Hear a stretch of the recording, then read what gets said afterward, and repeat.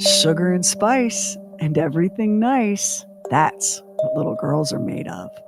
But murder and mayhem and poison and scheming, that's what these ladies are made of. It's a true crime marathon on true weird stuff. From Nannie Doss, who loved a husband until she got tired of him, Baba Anujka, the world's oldest serial killer, Megan Hess and Shirley Koch, Mommy and Me body snatchers, and a lady named Georgia Tann. All she wanted to do was steal your baby and sell it. Settle in for a marathon of mayhem from these true weird stuff criminal ladies. Well, Sam was a peculiar man. I was not allowed to keep a magazine, and he wouldn't let me have a radio, and he wouldn't let me go to the neighbors to watch television. And if I turned on the electric fan at night, he'd turn it off, and he wanted me to go to bed early. Said I would keep him awake. So in other words, I just let it get on my nerves, I reckon. I didn't have any business doing it. And what she did, just added a little something extra to dessert, and not for the first time. And make out a small beam of light against the mirror. 1.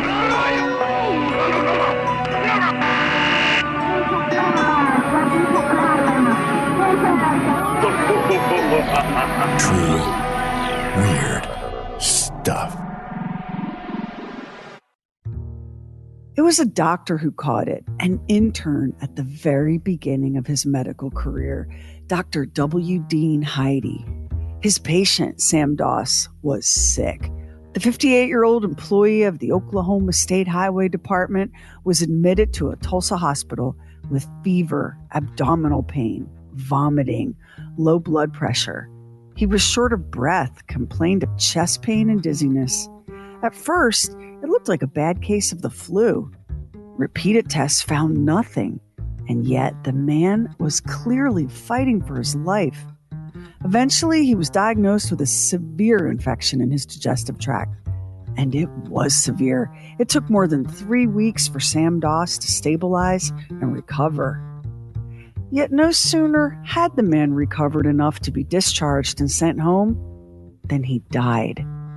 Standing over Sam Doss's body, Dr. Heidi flatly refused to sign a death certificate until an autopsy was performed. And what that autopsy revealed was the work of a plump, rosy-cheeked, jovial, and eccentric serial killer. A killer who loved romance novels and the Lonely Hearts features in newspapers and magazines. A killer who was a mother and a grandmother and a widow 4 times over. Her given name was Nancy, but everyone called her Nannie. And Nannie had dosed her 5th husband, Sam Doss, with enough rat poison to kill a horse. Why? Well, for the same reason she killed 3 other husbands. They rubbed her the wrong way. They got on her nerves. But husbands weren't Nannie's only victims. By the time it was all over, Nannie confessed to 4 murders and was believed to be responsible for 7 other deaths. Don't be scared, though. You don't have to run and check that your doors are locked. You're safe, because Nannie didn't kill just anyone. Nannie kept it in the family. The question of whether serial killers are born or made is one that's been debated for decades. A professor of forensic psychology and criminal justice at DeSales University, Dr. Catherine Ramslin, said that you can study case after case and find a handful of things in common, like childhood abuse or a head injury. But no cluster of factors or influences will be true of all serial killers. Some experts argue that a psychopath is born that way, but a sociopath has been socialized that way, and a person can fit the clinical definition of psychopathy and not be even remotely violent or dangerous. Ditto for a sociopathic personality. So let's take a look at Nannie's early life. She was born on November 4th, 1905 in Blue Mountain, Alabama. If you're looking on a map today, that's now Anniston, Alabama. Her parents, Louisa and James Hazel, christened their new baby daughter, Nancy. She was one of 5 children born to the Hazels, 4 daughters and 1 son, all made to work on the family farm. Her father, James Hazel, was a bad piece of work, described as controlling and abusive to both his wife and his kids, none of whom were allowed to finish school. Nancy, nicknamed Nannie, left school in the 5th grade. She was an imaginative child, obsessed with her mother's romance novels, daydreaming of her own future suitors, her own happily ever after. Nannie was 9 years old when the accident happened.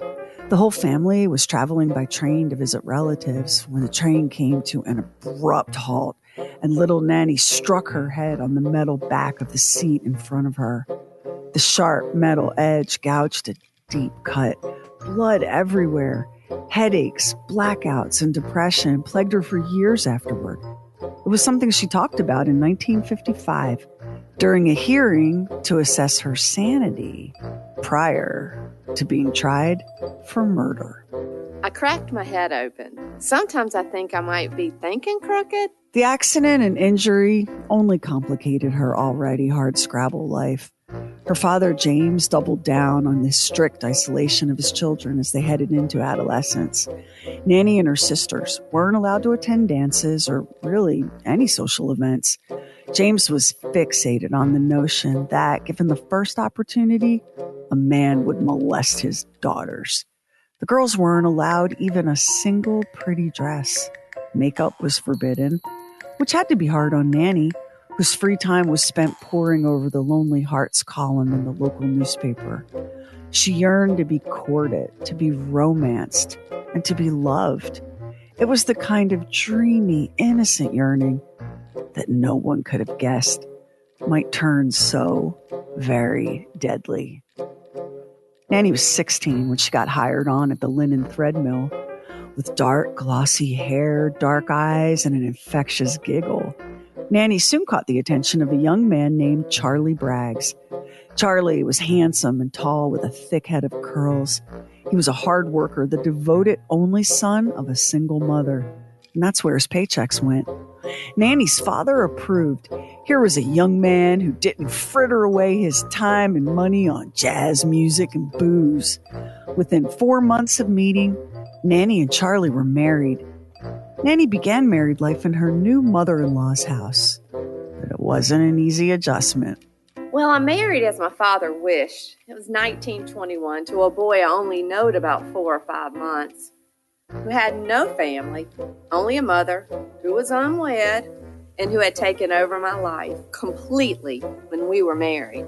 She never seen anything wrong with what she done, but she would take spells and she would not let my own mother stay all night. Whatever Nannie's daydreams about marriage were, the reality was starkly different. She was not the apple of her husband's eye, and she didn't have his full attention. His mother came first, and Nannie burned with resentment. It didn't help that the couple's family grew so quickly. 4 daughters born between 1923 and 1927. Exhausted and miserable, Nannie took to drinking and chain smoking. Charlie escaped the tensions at home by disappearing for days on end. Each suspected the other of cheating. And then tragedy struck. In 1927, Nannie and Charlie's 2 middle daughters died suddenly. Zelma was 1.5 years old. Gertrude was 2.5 years old when they passed away. Food poisoning was suspected. Charlie, grieving and weary, was at the end of his rope. Our marriage started off pretty well, but after a couple of years, she started going off. She'd go to her folks or off with someone, and I'd have to go get her back. About 8 years of this was enough. Of the 5 children born to the couple, Charlie Bragg said, one of them died right after she was born. The other 2, some of the neighbors said there was something funny about the way they died because they turned black so quick. Some of my folks warned me about her when she got mad. I wouldn't eat nothing she fixed or drink nothing around the house. She was right mean. She made like she was a church woman when we got married. Some of my folks thought she was. But I found out she was no more Christian than if she had never heard the Bible preached. I told my mother that. Charlie took their eldest daughter, Malvina, and fled, leaving Nannie with his mother and their other surviving daughter, Florine. In one more stroke of terrible fortune, Charlie's mother died not long after her son left. Nannie was forced to take a job in a cotton mill to support herself and Florine. In 1928, Charlie divorced Nannie. He had no idea then how lucky that decision would prove to be, nor how much he'd later come to regret leaving his mother behind in the house with his ex-wife. Nannie, at just 23 years old, had buried 3 children, lost a 4th to divorce, and was on her own trying to raise a 5th. No one expected her to bounce back so quickly from such tragedy, but remember, Nannie was in love with love. And by summer 1928, when Charlie Bragg returned Malvina to his ex-wife, Nannie already had her eye on a new man. His name was Robert Franklin Harrelson. They married in 1929 and set up house in Jacksonville, Alabama. Wasn't long, though, before Nannie realized her second husband had a little problem with alcohol. He was an awful drunkard. Yet Harrelson was the man Nannie loved best, something she maintained right up to the end of her life. And the marriage, despite Harrelson's long, deep dive into the bottle, lasted 16 years, an eon for Nannie. Now, you can say that love is infinite, but Nannie's patience sure wasn't. One day in 1945, he came home drunk. Harrelson was blotto and aggressive. He insisted that his wife come to bed with him. He said, "If you don't come to bed with me right now, I ain't gonna be here tomorrow." Nannie said that in this drunken fury, her husband raped her. I thought, I'll just teach him. She found a bottle of what she called Harrelson's rot gut whiskey and spiked it hard with rat poison. He was sick all week, and the next Sunday, he died. The not-so-grieving widow was fond of epitaphs. She buried Harrelson under a tombstone that read, "God be with you till we meet again." She even purchased the plot beside her late husband, fully planning to join him for all eternity when the time came. So sad, so wrong. But as the great Celine Dion has taught us, the heart will go on. It didn't take long at all for Nannie to jump back into the dating scene. She was traveling, roaming, God only knows where, because no one else seems to, when she eventually made her way in 1947 to Lexington, North Carolina. She'd spotted something in the Lonely Hearts section of a newspaper that sparked her interest. His name was Frank Lanning. They called him Arlie. Nannie had a type, and Lanning was it, a charming, drunken womanizer. 2 days after meeting, the couple married, which fits given Nannie's passion for romance novels. Why should her life not be every bit as thrilling as the books she devoured?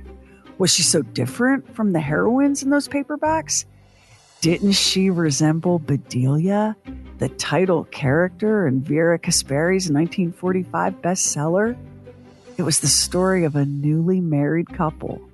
Bedelia's husband, Charlie, considered himself the luckiest man in the world. She was lovable as a kitten. Her eyes were lively, dark, and always slightly moist. In contrast with her brunette radiance, her husband seemed more pallid, angular, and restrained.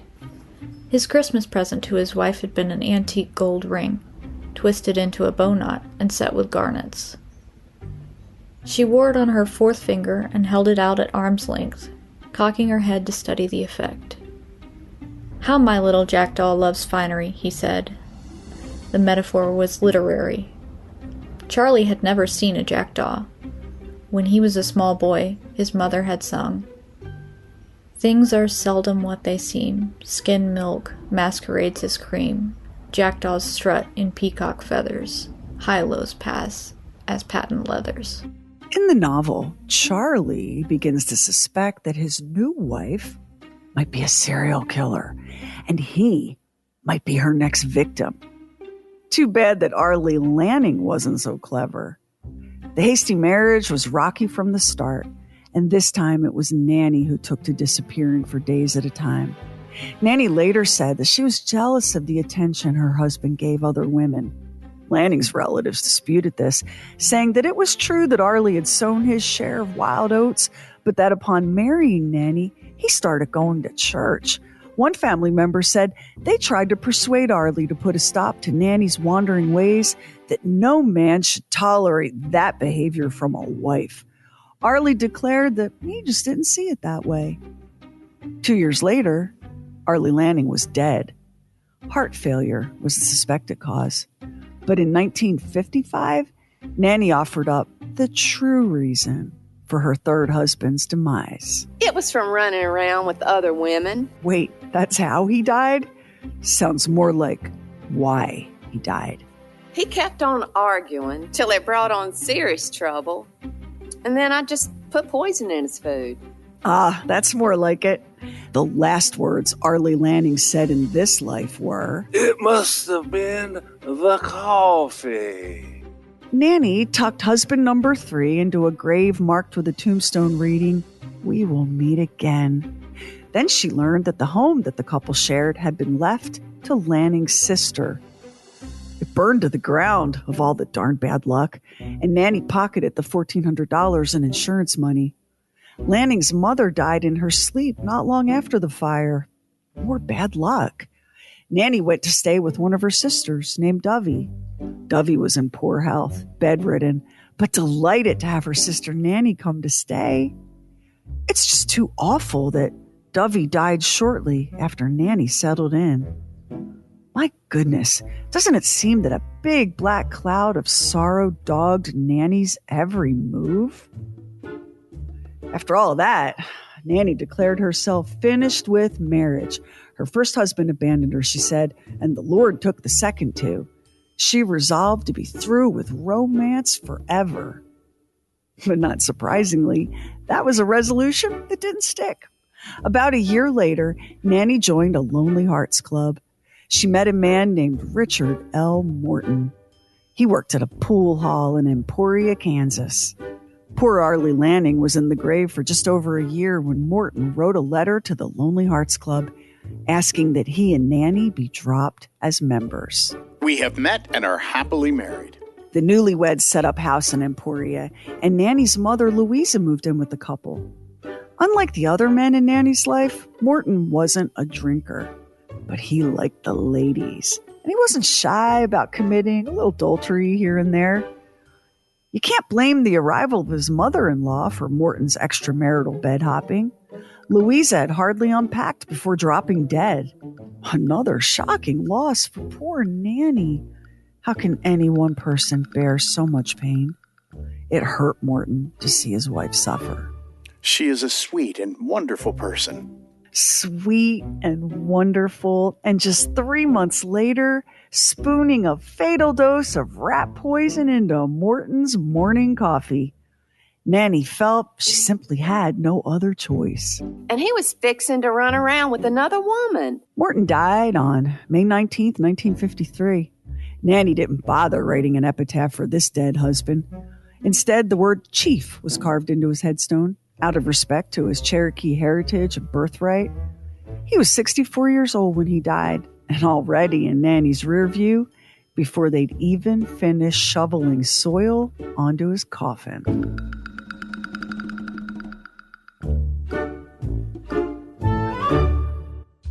We met Sam Doss at the beginning of this story, after he'd become Nannie's next pen pal paramour, after they'd married in June 1953.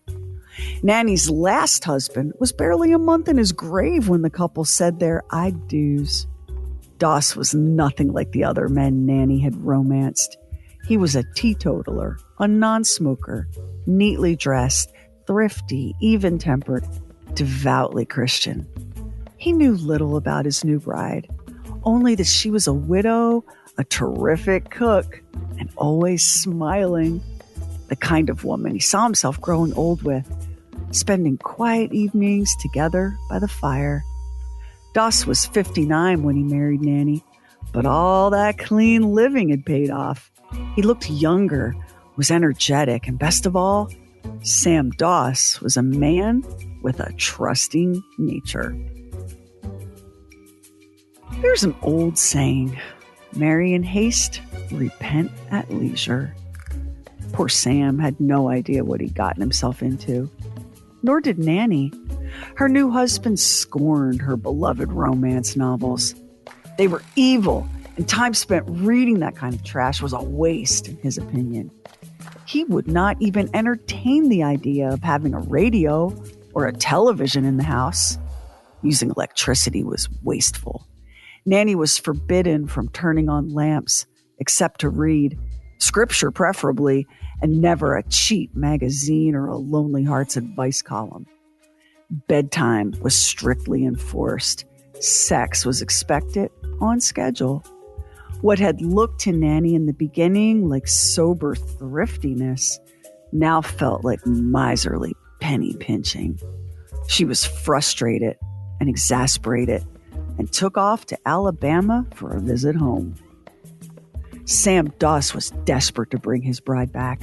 He showered her with letters, pleading for her to forgive him for failing to cherish her as the treasure she was.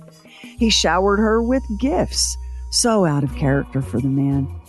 Nannie was not convinced that these changes in her husband were real or that they'd last. He still controlled all the money, could make every decision. How could she ever trust him? How could she take him at his word? Well, Doss showed her. He added Nannie to his bank account. She was free to use it however she wished. And then he did the thing that sealed his fate. Doss took out not one but 2 life insurance policies, naming his wife, Nannie Doss, the sole beneficiary. Finally satisfied, Nannie returned to Oklahoma and her 5th marriage. It was a pleasant, crisp fall evening. Nannie had prepared a delicious meal. She really was an excellent cook. And Doss was looking forward to dessert. It was Nannie's prune cake, rich and redolent of cinnamon and cloves and swimming in fresh cream. Sam cleaned his plate and licked the spoon. Hours later, he was doubled over in agony, sweating and groaning and barely able to speak for the pain. He couldn't get out of bed. Weight fell from his already trim frame. His bewildered doctor finally insisted that Doss be taken to the hospital now. He sure did like prunes. I used a whole box. You know what happened next. Sam Doss fought for his very life and was finally able to return home after 23 days. Nannie settled her considerably diminished husband into his favorite chair, promising to serve him that night the best home-cooked dinner she knew how to make. You already know that Nannie was not a patient woman. Perhaps she just simply could not believe that Doss had survived the walloping dose of rat poison she added to that prune cake. Could not believe the man was home and would expect her to go back to that rigid life. No romance, no radio, barely permitted to even turn on a lamp in the evenings. Had she grown to loathe his touch, coming as it did right on his preferred schedule? Was she to live forever without a single sweet word? Live forever without feeling the rush of passion? Denied even the simple joy of an evening out, dining and dancing? Was she never, ever to have the life she'd been dreaming of since she was a girl? It was October 5th, 1954. If only Nannie had waited just a little longer, maybe she'd have gotten away with it. After all, Sam Doss had been so gravely ill, had barely made it out of the hospital. A man his age and poor health? things happen. But Nannie, with those 2 life insurance policies in hand, decided that she had to be free now. And the only thing standing between Nannie and her freedom was her 5th husband, Sam Doss.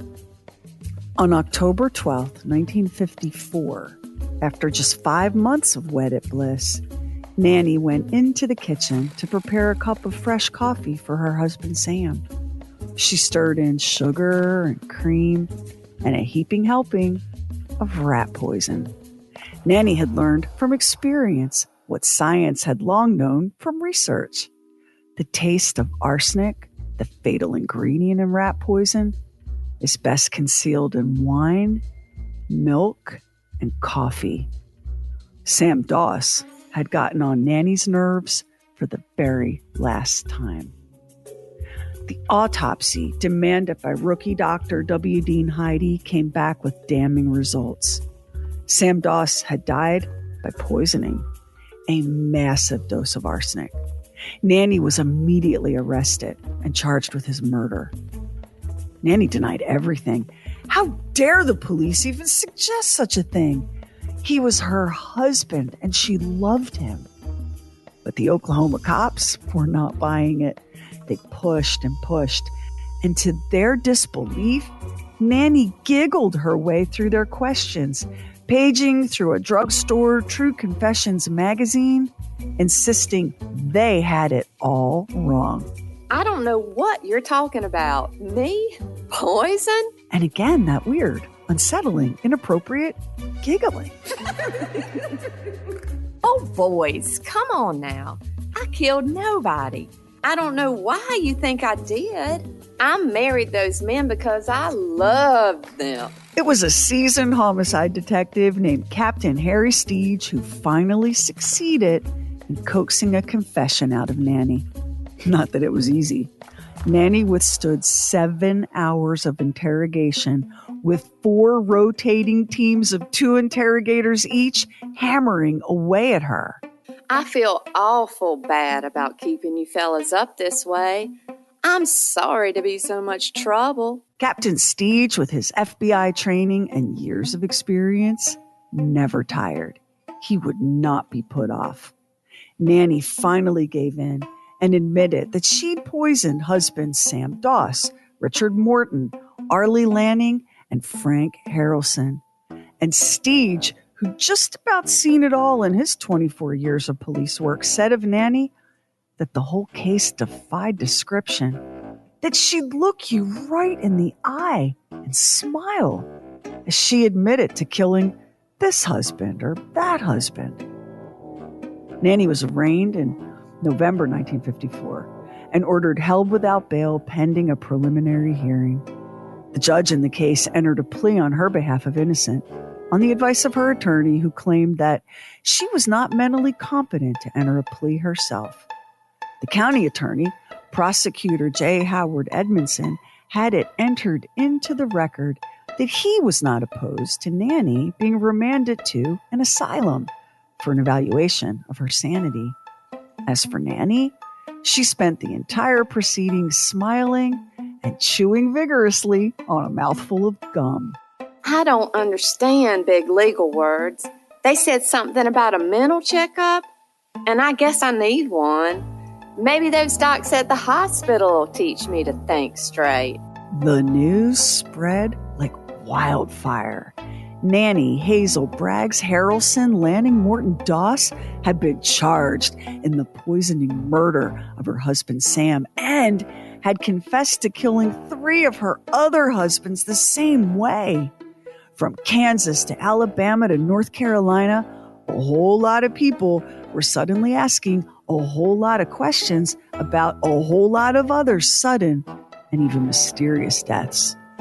Oklahoma police could hardly keep up with the flood of phone calls about Nannie. The woman the press dubbed the giggling grandma had apparently left a trail of death and heartache everywhere she'd been. But Nannie was done confessing to her crimes. Now my conscience is clear. You can dig up all the graves in the world, and you won't get anything more on me. And so, the exhumation of the bodies began.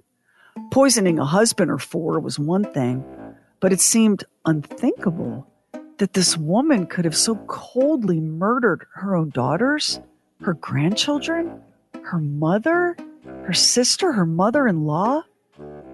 Remember what first husband Charlie Bragg said? They called him the one that got away. One of them died right after she was born. The other two, some of the neighbors said there was something funny about the way they died because they turned black so quick. Annie's firstborn child, daughter Malvina, came forward with a story that was utterly heartbreaking. If Mother is guilty, I want her to suffer for it. But if she's innocent, I want it all stopped. Still, I admit that I've been suspicious of her for a long time. Malvina recalled the night she gave birth to a son. She'd long been troubled by a waking nightmare. She'd witnessed her mother, Nannie, take the newborn into her arms and slowly plunge a long hat pin into the soft spot on the infant's head. I'd had a lot of ether. And later I made myself believe I was dreaming. Oh, but I saw my mother pick up my little baby and stick a pin into its head. No, but it wasn't a dream. It was real. And we were very poor, and we had no money to buy a casket. Oh, my baby.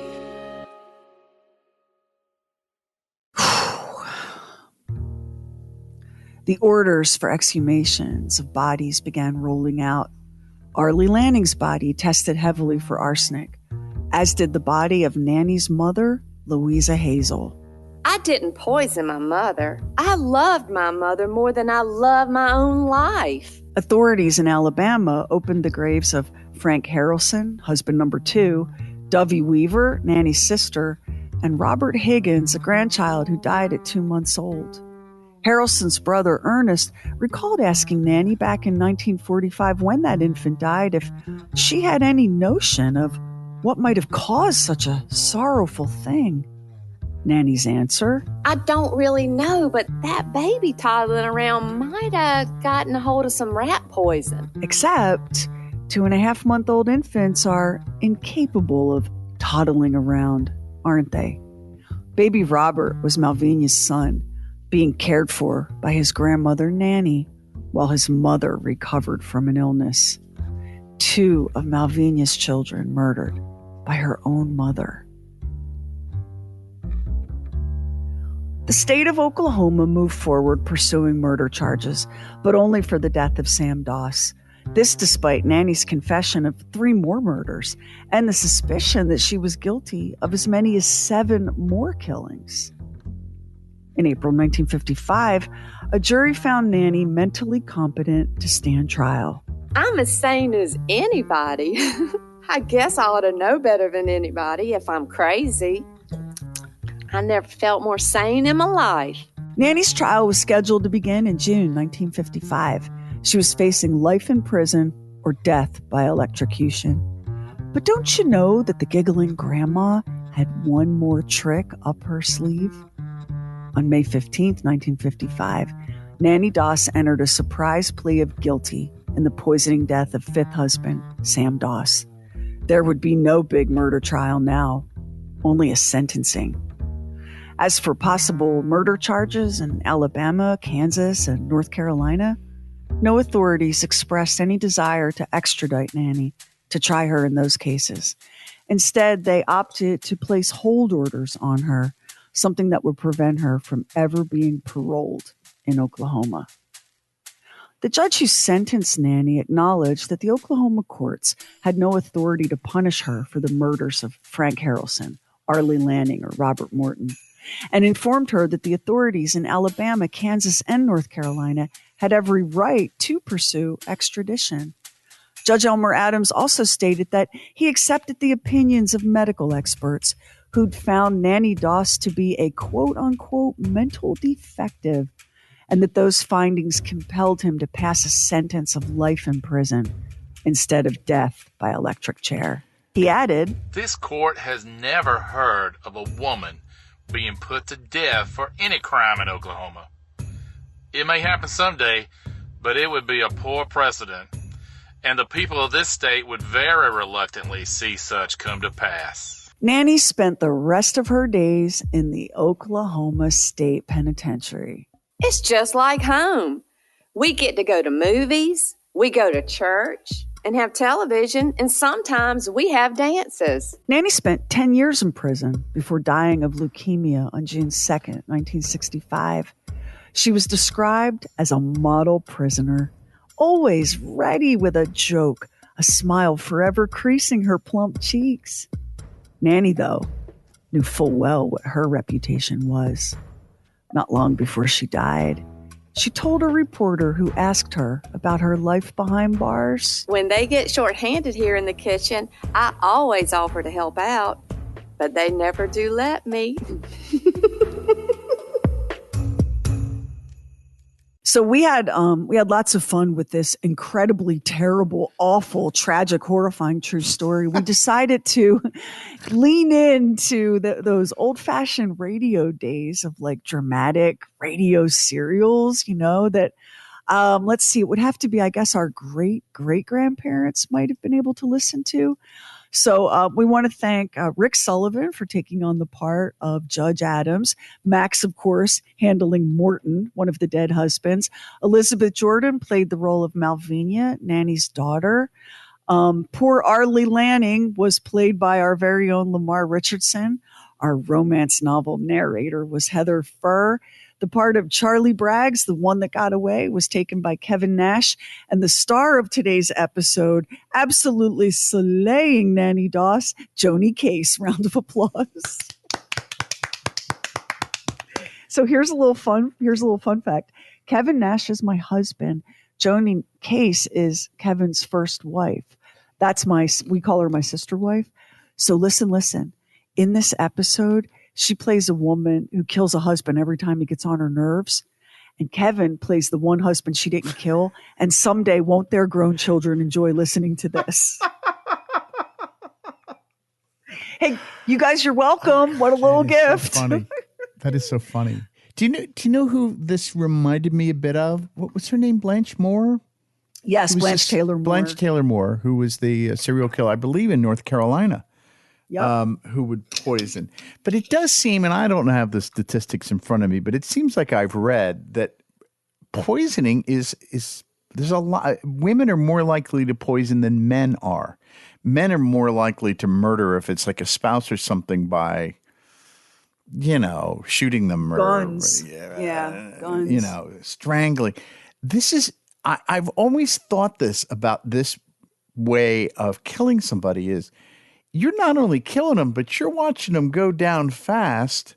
And really, it's agonizing. Being poisoned by rat poisoning is a terrible way to die. But you're just kind of watching on the sidelines. Well, he's sick. Oh, yeah, he seems sick. And the thing about Nannie, she, for the most part, she would hit these men hard and take them down in one dose. Right? Yeah. Like Arlie Lanning had about an inch worth of rat poison in his coffee. And coffee back then must have really tasted like goat piss, because I can't believe I know that they say that dairy products, wine, and coffee are the best way to conceal the flavor of arsenic. But holy macaroni, that must have been some bad coffee, okay? Because an inch of rat poison is a lot in a cup of coffee. Well, I know that they said that it's best if was it milk, wine, coffee, but there's got to be some kind of a taste, I would think. That's what I'm saying. That must have been some crap coffee that he was able to chug-a-lug that down with all that rat poison in it. Richard Morton, she got him with a single dose in his quote-unquote rot gut whiskey. Sam Doss, here was the problem. She tried to kill him in a single dose and miscalculated, and he was able to come home from the hospital. Had he died with the first dose like the other husbands, I don't know that we'd be having this conversation. I don't know that she'd have gotten caught, Max, honestly, because you look at her track record, 4 husbands dead, 2 children, 2 grandchildren, a mother-in-law, a mother, a sister. Hello. Everything this woman touched abruptly and mysteriously died. And nobody was suspicious until husband number 5, till the very end of her murder career. If she would have been more aggressive on his first dose in that cream on his prune cake, buddy, we wouldn't be having this chat, would we? No. It makes you wonder, has this happened and somebody went through and was able to do this and nobody found out? There's got to be that.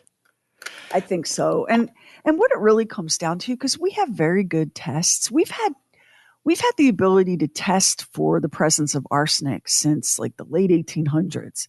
We have really good tests for this. And anyone that's watched a single Dateline episode knows that it's one of the things they look at right away. Right. But this is happening in the 1940s and early 1950s. I guess maybe without the internet and mass communication and all of that, she could hop from Alabama to Kansas to North Carolina to Oklahoma, leaving a trail of destruction in her wake, and nobody put the pieces together. Nobody. Well, and the thing is, you could move from place to place and start over, and there was no connections like you have now with social media, and things are so much more connected now. There's the credit bureau. Yeah. The credit bureau now. Like you simply do not have the ability to dodge and duck and weave like people did, 80 years ago. The thing about Nannie Doss, like everybody always talks about her, the giggling grandma, the husband killer. I'm sorry, where were y'all when she was sticking a hat pin into a baby's head? She killed her newborn grandson as he lay in her arms. Like, I'm not saying that, a husband killed here and there. None of us are perfect. I'm not saying that. I'm saying, like, isn't it wild how all the other deaths just get sort of kicked to the side in this story? Yeah, the thing about the hat pin was when you read that, I was like, oh, to an infant. Oh, my, what kind of a monster would do such a thing? So here's a little something to think about. I referenced the forensic psychologist at DeSales and this idea that when they look at the lives of known serial killers, child abuse and a head injury are dominant factors that they have in common, that serial killers have in common. And Nannie did suffer a pretty severe head injury in that train accident at 9 years old, leaving her with a lifetime of debilitating headaches and scrambled thoughts. And clearly, whatever part of the brain holds your conscience or your sense of remorse or decency, that got knocked slam out of that girl, because she really did not have any regret or remorse. She wasn't even all that sad to get caught. I'll tell you that. And when the Oklahoma cops finally broke her, Harry Steege, Captain Steege, when they finally broke her and got a confession, they couldn't believe how like giggly and happy and matter of fact she was, and they pressed her. Like, do you not know what you did? And she would just look at them and say, "My conscience is clear. My conscience is clear." And when they pressed, she said, "I told you I did it. Now my conscience is clear." The act of confessing wiped out the crime for this woman. Think about that for a second. Like I said, I did it. We're done now. What else is there to talk about? It was something very interesting that you talked about at the beginning, because this is a question that frequently comes up about what is the difference between being psychotic and sociopathic. And it does seem that sociopath is a learned behavior, where if you're psychotic, you're born that way. That it doesn't seem to be any psychopathic. I didn't mean psychotic. I meant psychopathic. It seems like, there's nothing you can point to say this is why this person is this way. So what's interesting is hers is probably sociopathic due to the abuse combined with the head injury, but we'll never know if it was one or the other or both that caused this behavior. You know, No. I mean, I don't think we're ever going to know that. As somebody who's had some head injuries and most probably had a concussion when I played football because I was knocked flat out. I mean, I was out and came to with them having those awful ammonia smelling salts under my nose to bring me back, you know. And I sat out a few plays and then I continued playing, but they didn't know, they didn't know back then. Which leads me to my confession of lots of psychopathic behavior now. Well, you do, like when you, and in no way are we excusing any of this. Nannie Doss, like were you familiar, by the way? Let me ask you, because you know your serial killer's better than the average bear. No, I didn't. Much familiar with her case? But I can tell you from looking at pictures of Nannie Doss, she must have been really hella charming. That's all I'm going to say. Or had a trick hip or something. Yeah, I mean, she's not. I mean, look, she's kind of ordinary. I mean, maybe below ordinary. When I was like you, we've been kind of conditioned by the movies. I was expecting a bombshell, I think. But, then she's very, when they called her the giggling grandma, she has a very grandmotherly kind of like big bosom matronly vibe about her. She does. You won't find a picture of her where she's not just beaming. She was always happy, always smiling. Even in prison, she loved prison. She freaking thrived in prison because in prison, she was allowed to do all the things that she wanted. Read her romance novels. When she said they had dances, it was just all the female inmates. They didn't do co-ed dances. Right. I wasn't guessing they were doing that. Yeah. And at that point, she was kind of, kind of older and maybe done with marrying husbands. I think, she married Sam Doss because she imagined that he could give her like some sort of stable, secure life. I think he was the first one that she married that love really had nothing to do with it. Thoughts? Yeah, you're probably right about that. You're probably right about that. But hey, if you're the first husband, what are you thinking? Thinking, Charlie. Dodged a bullet there. So, Kevin and I talked a lot about Charlie Braggs because he wanted to know who the guy was before so that he had kind of an idea who he was playing in the episode. Right. So the thing about Charlie was a good kid, very devoted to his mom. His mom had never remarried. It was just the two of them against the world.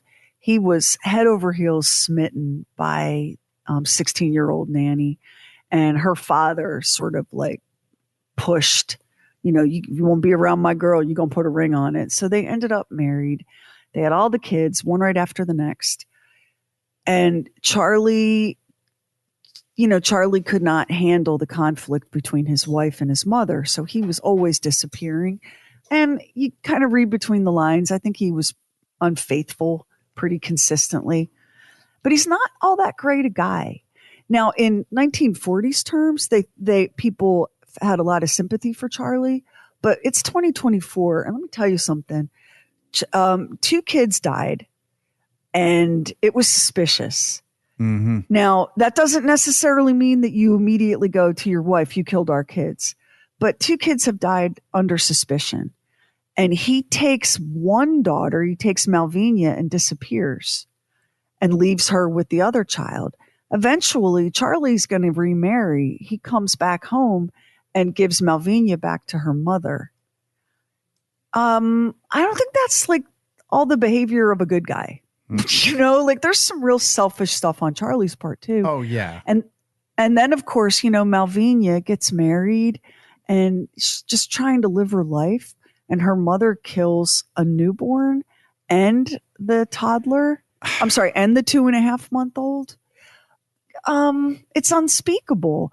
Like I said, again, it's not that we go, well, I mean, if you poisoned your husband, shit happens, no judgment, girl. But like the idea, this woman killed her own children and grandchildren. That's a special kind of Black Widow spider. Really Am I is. right? Like, how is this woman not a bigger player in the serial killer trading card game? So, how do you go about finding out the information of how much rat poison it will take to kill somebody? How do you come upon that information? Because it seems like she was pretty successful from the get, just about. Yeah. I mean, did she read it in a book? How do you know that? How do you know what is the best kind of food to disguise rat poison in if you want to commit murder on your spouse? I think I'm going to tell you, with the dose and the food, I think she got really lucky, but it's not crazy luck, because if arsenic is best concealed in coffee, dairy products, and wine, most adults, and especially back in the 1940s, most adults could be counted on to drink some coffee, right? Right. And children were given cow's milk.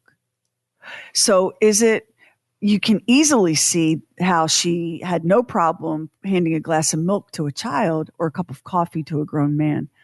She killed the one husband she killed Arlie Lanning with coffee, and she killed Morton with whiskey. Or was it Harrelson? Oh man, I get all the ways she killed the husbands confused. Harrelson was whiskey. Harrelson was whiskey. Yeah, I think Morton was coffee again. And Sam Doss, his second dose, the one that killed him, was coffee.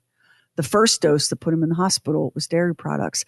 So I think she got lucky in what she put the rat poison in. And as far as knowing the dose, she put insane quantities of rat poison in these drinks. Sam Doss was the only one where she didn't get the dosage high enough. The pathology on one of the dead husbands, the pathologist came from Duke University to exhume the body and test it, and there was enough arsenic in there to kill 6 men. So, Max, I don't think she was really calibrating the dosage. I think she was dumping the box or canister or whatever rat poison was sold in directly into the drink. Even more about the question of, could you not taste it? Could you not taste it? And it seems like all of these men consumed all of whatever they were eating or drinking. And they consumed all of it. They didn't get like 2 bites in and go, this really tastes funny. Well, the only one that realized what was killing him was Arlie Lanning. And his last words, it must have been the coffee. Like, it's such dark comedy, right? It really is. But he was the only one. And honestly, so it was a combination of being too aggressive with Sam, her fifth husband, Sam.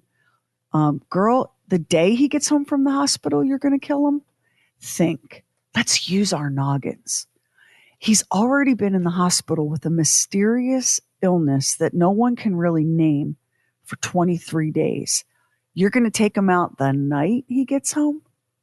That is how pissed off that woman was, because she wasn't allowed to watch TV and turn a lamp on. I want you to think about that for a second. She was just not having it. So the doctor who refused to sign Doss's death certificate, who demanded an autopsy, is the reason that there was an arrest and a conviction. That's it. He's the reason. And can I tell you something?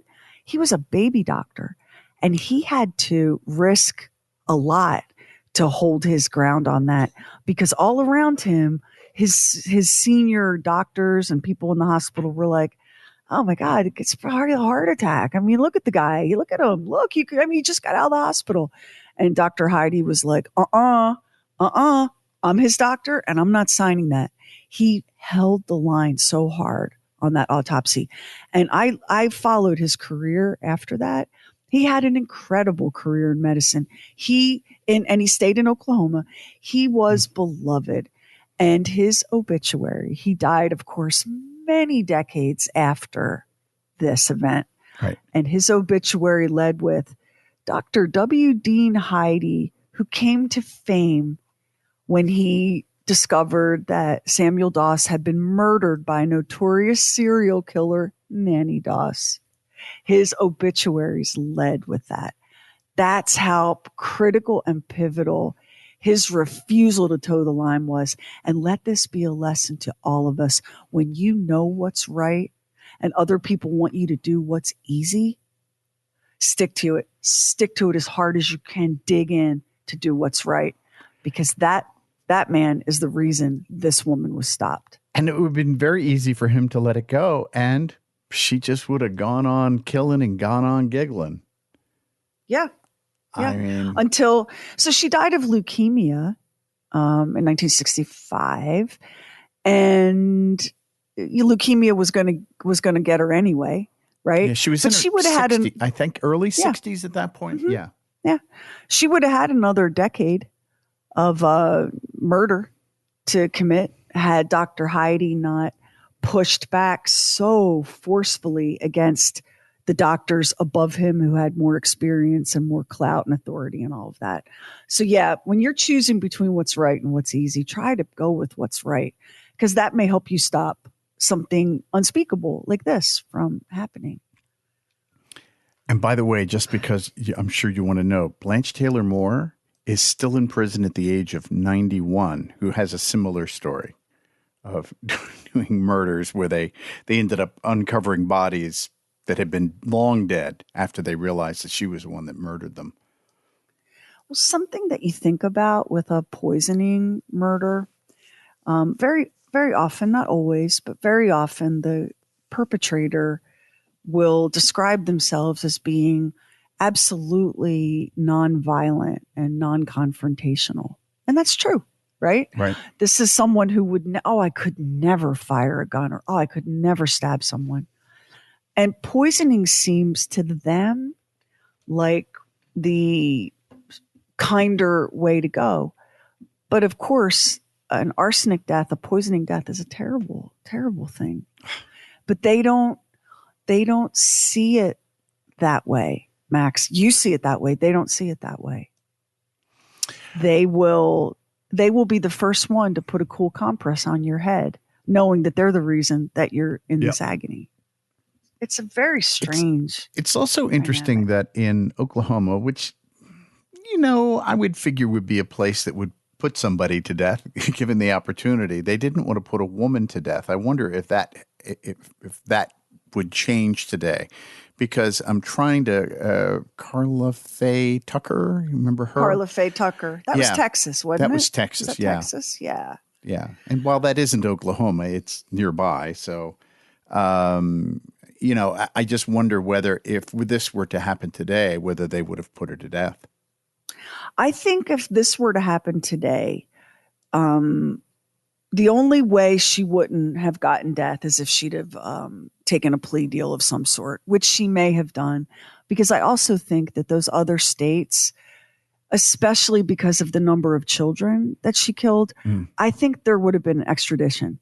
And she would have stood trial in at least one of those three states. It's hard for me to believe that, like Alabama, where she racked up probably 5 murders.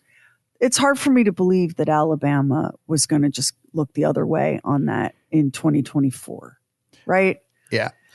But then again, in Alabama, an embryo has personhood, a woman not so much. So who can say really what might happen in Alabama? I don't know what it is about the state of North Carolina, because you have Blanche Taylor Moore, you have Velma Barfield, who was from North Carolina, and then this woman who also killed in North Carolina. What is it? I was going to say what's in the water, but after all those Camp Lejeune ads, I think we know there was something in the water.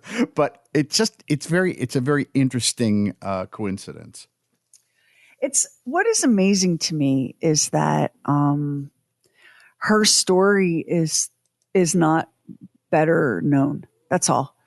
because we do have a fetish in this. We have a crime, like we have a true crime fetish in this culture, but we for sure have like a rogues hall of fame serial killer fetish. Not just you and me. I mean, full stop, everybody. But it does seem that there have been some books, and it is shown up in some periodicals and that sort of thing about, female serial killers. But there's been no TV movie. There's no, loosely based on or anything else that I can find of this story. So you're right. For some reason, this story just doesn't have enough sizzle to it. And it's crazy because she, in some ways, again, it's not like, girl, you killed your husband. I mean, that's real. It's not that. It's she killed her mother. She killed her mother-in-law. She killed her sister. And then, of course, she killed grandchildren and children. And all the husbands. And there is a period of time where Nannie was on the wander and her whereabouts are unaccounted for because you could disappear more easily back then. And by the way, she thought nothing of leaving these children behind, the surviving children to be looked after by whoever. But she disappeared for a while. And there is some thought, some conjecture that she may be responsible for a couple of very old, very cold cases. It's possible because with that load of sexy, I'm sure she was getting a lot of attention. She had something. She had something going on. Girl had something. And it wasn't just her cooking. I loved when Charlie Braggs was like, when she was mad, we wouldn't eat or drink nothing. Okay, that's her first husband, y'all. It was kind of like, these people sometimes get away with stuff, and it's only afterward that everyone goes, oh, yeah, I knew. You didn't know? I thought everybody knew. And can I say that this man was getting really excited about prune cake? Oh, yeah. He loved prunes. I don't know what was going to kill him first, the enormous explosive bowel movement or the arsenic, because she fed him an entire box. He had to have eaten a lot of that damn prune cake. That's the only way. It had to have been in a big mixture of it. He had to have eaten a lot of it. Well, you remember, like, I added a detail so that you would catch it. The prune cake was served in a bowl, and it was swimming in cream. Cream. Yeah. And dairy products hide arsenic. So I think he had him a slab of prune cake, and I think he had enough arsenic to kill a cow in that cream. It's, the devil's in the details, and she knew what she was doing, even though I do believe that the head injury in childhood was probably a factor in her complete lack of remorse or empathy. Like you want to talk about pulling the wings off of flies? She had zero empathy for even her own flesh and blood, Max. I've read some things about, serial killers through the course of time and that sort of thing. And who knows whether they were being honest or not. But there are times when somebody who has committed some really monstrous crimes will say, the family really does deserve to need to know what happened to their loved one that I killed, and will say something and seem like there is almost a twinge of remorse or a twinge of humanity in there, because that's what you hope. You hope that nobody is so far beyond reclamation that they have no opportunity to have any sort of humanity about them. So every once in a while you hear that. It doesn't seem like with her, there wasn't even a micron of humanity. I don't think so. And so, like, her mother, Louisa, had fallen and broken a hip, and was, that's a bad thing to happen to an older person today. It was a death sentence back then. And the woman was really struggling and came to live with Nannie and the new husband, and, died like pretty much when she got there. It was like Nannie was like, oh, I'm not dealing with this. Like, it didn't matter who it was, her mother her daughter, her grandson, the husband that she loved, the one husband that she loved, that she was with for 16 years, she still killed him. So I think there was just whatever that empathy chip is, whatever that is, she either was born without it or it got knocked askew in the head injury. She did not feel anything for anyone except herself. Or the abuse was so severe because she was abused. I mean, let's be honest. The whole family was. Her father was a piece of work. I mean, he was not a good guy, and none of those kids thrived. I mean, they didn't all become serial killers. Nannie owns that patch of land, but none of those kids thrived in that home. None of them did. The idea that, you're going to prevent your children from going to school, and it's trippy to me. It's trippy to me that we're living in times like when I was a kid and tried to imagine 2024, I legitimately thought we would have flying cars and stuff like that. I didn't imagine that I would be seeing jack-offs on Twitter. I'm sorry, X. Excuse me, Elon Musk. On Twitter, saying, the worst thing we ever did was give women the vote. Like, what? Like, how are we here? And so when I look at what went on in Nannie's young life, there are people that think that's a better way to go than how we live now.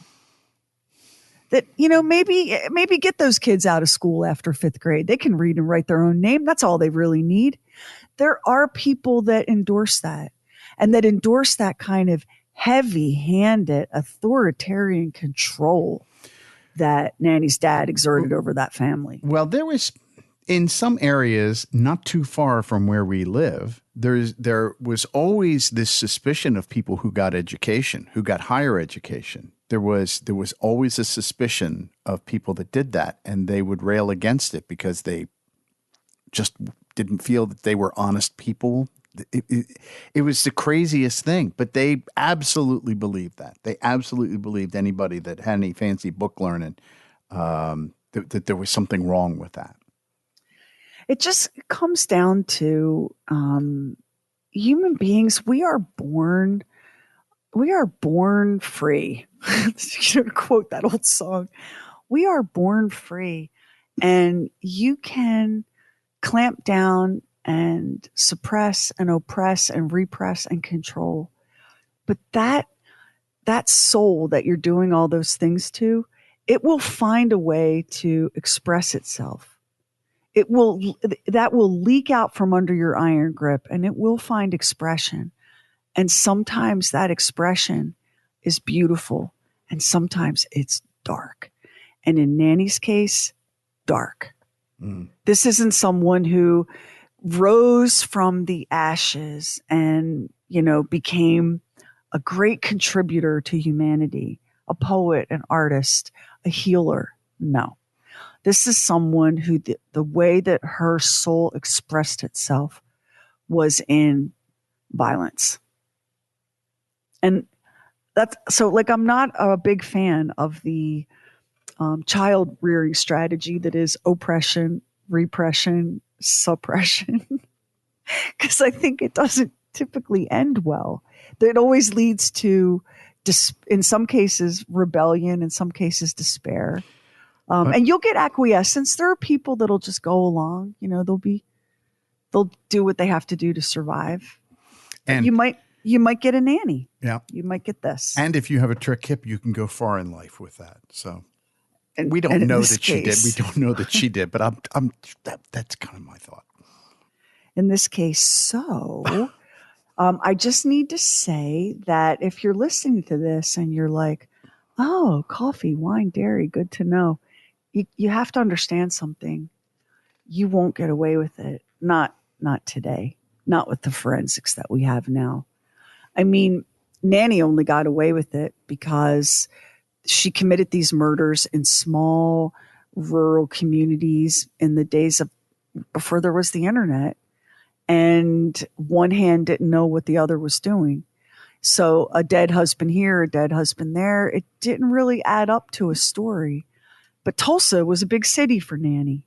Big city compared to the smaller places she lived, like Blue Mountain, Alabama, Lexington, North Carolina, Emporia, Kansas.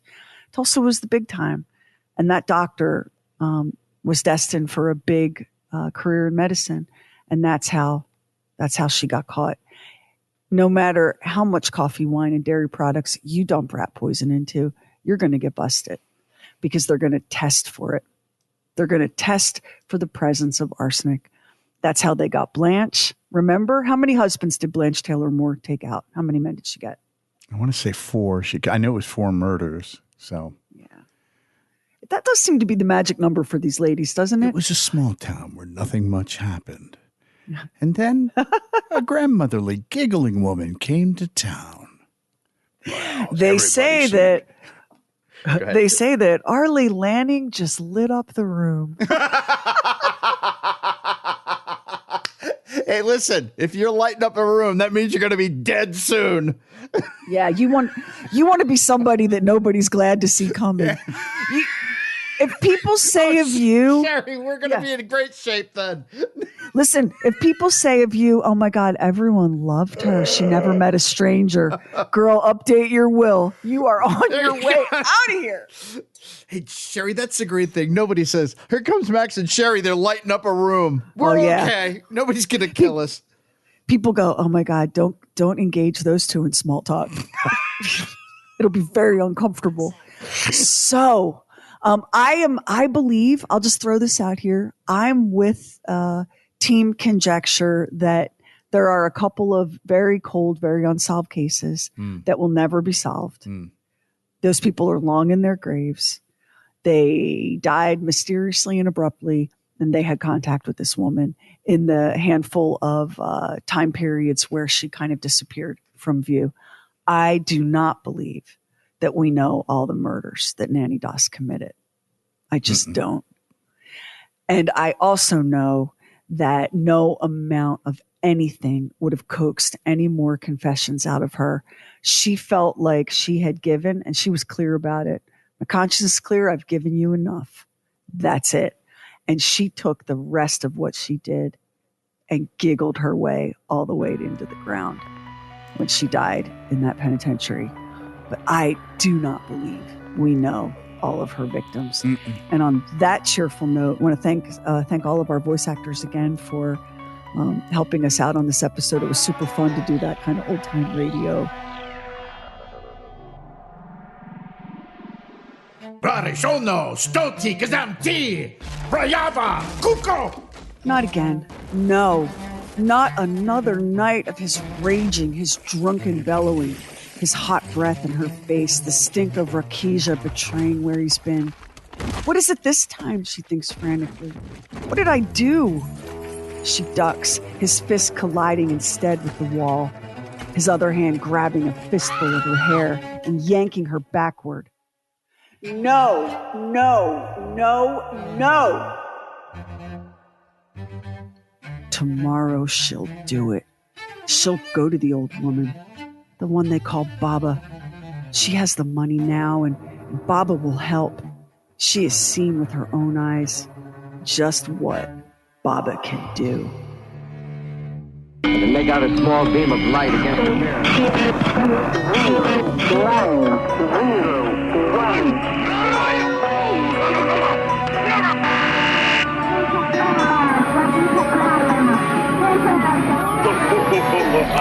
True.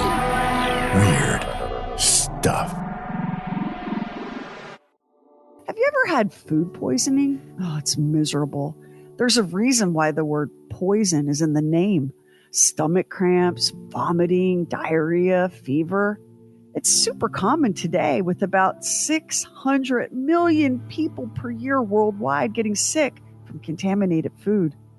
Over 400,000 of those people don't survive it. 5,000 of those deaths occur right here in the U.S. And that's with all of the modern technology we have at our disposal. Refrigeration, preservatives, pasteurization, sterilization, even smart packaging. That's a package that incorporates nanotechnology to detect chemical or physical microbial changes in food. Whoa, Star Trek. And just a few years ago, food scientists at the University of Massachusetts Amherst began developing an app for your phone that will let you check for E. coli or salmonella before you bite into that burger or chicken wing or Caesar salad. That app hasn't hit the market yet. Now, go back in time a bit before modern food safety protocols and technologies were invented. Listen, it was only about 100 years ago that milk pasteurization became widespread in America. That was considered a massive breakthrough in public health. Even basic sanitation when handling food is really a modern invention. Just the simple act of washing your hands before cooking, it's pretty new for humanity. Heck, even doctors didn't routinely wash their hands before treating patients until about the mid-1800s. Physicians back in the day would deliver a baby, then do an autopsy, then maybe go eat lunch, all without stopping to wash up and disinfect. Ew. It wasn't that humans were filthy animals back then. They just didn't know about germs and bacteria. They didn't know how easily disease could spread from hand to hand and hand to mouth. People got sick all the time from contaminated drinking water and food.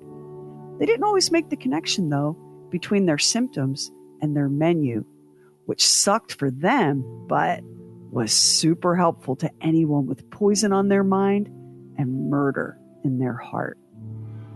Arsenic. It's a naturally occurring element found all over the world. One guess who figured out first that it could be useful, and your guess better be the ancient Egyptians, because, as usual, it was the ancient Egyptians. They used it in the process of gilding metal. Centuries later, during the Ming Dynasty in China, arsenic was used as a pesticide in the rice fields. Two perfectly legitimate uses, right? But the history of arsenic is mostly a dark one. From the Roman Empire to the Renaissance, arsenic was considered the king of poisons. And why not? It was easy to get. And since the effects of arsenic poisoning mimicked a slew of common ailments, it was also fairly easy to get away with murder. Until a chemist named James Marsh ruined every poisoner's good time by inventing a test in 1836 that could detect arsenic in the body. Not surprisingly, deaths by arsenic poisoning dropped sharply after that. Dropped. But didn't end, because human nature and all that. People continued to cheerfully poison each other with arsenic, even though Dateline, 48 Hours, 2020, and the Investigation Discovery Channel are out there doing the Lord's work of demonstrating over and over and over that you will get caught, especially if you happen to be the spouse, romantic interest, or spurned lover of the victim. Just this past March 2023, a dentist in Aurora, Colorado was arrested and charged with the murder of his wife by poison. Not only is the man evil, he's genuinely too stupid to walk amongst decent people. Why such a harsh judgment on Dr. Toothy McWife Killer? Two reasons. One, his internet search history was choked with phrases like undetectable poison and will arsenic show up in an autopsy? And two, he purchased the crystalline metalloid arsenic used in the crime from Amazon.com. My 80-year-old mother has a sharper understanding of how the internet works than this guy. How do you make it through college and dental school without stumbling across the fact that there's no such thing as delete online? Anyway, there's more. When his wife was discharged from the hospital after being treated for symptoms consistent with arsenic poisoning, the devious dentist promptly ordered another toxin, this time a plant-derived poison called oleandra.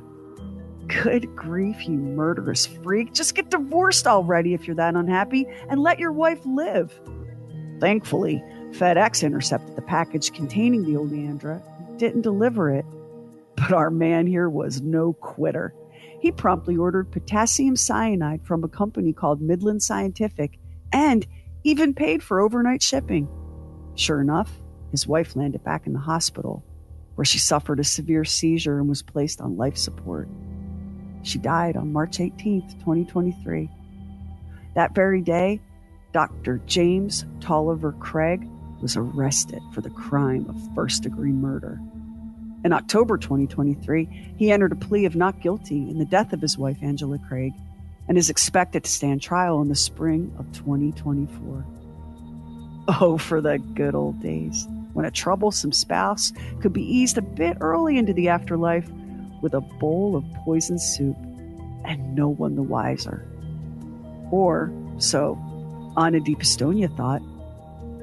Anna was born in 1838 in Romania and moved with her family to the Serbian village of Vladimirovac as a child. The village was located in the former Yugoslavia. When Anna was 20, she was wooed and seduced by an officer in the Austrian army. Anna, from all accounts, thought it was love, but her suitor was not a good or honorable man. He was what they used to call a bounder, a rake, a scoundrel. And when he left Anna, he left her with a permanent souvenir to remember him by, a case of syphilis. Heartbroken and cursed with a disease for which there was neither treatment nor cure at the time, Anna retreated from society. She didn't trust people, and she didn't like people. Her life became increasingly solitary. So it was around 1858 that Anna contracted syphilis. The symptoms were painful and gruesome. Sores on the genitals and mouth, lesions and rashes on the skin, fever, pain, loss of vision, damage to the heart and brain, tumors, even death. Today, syphilis can be treated and cured with antibiotics, but young Anna's diagnosis was nearly 70 years before the discovery of penicillin, and almost 90 years before that drug became the primary way to treat the disease. In Anna's day, mercury was the go-to remedy for syphilis.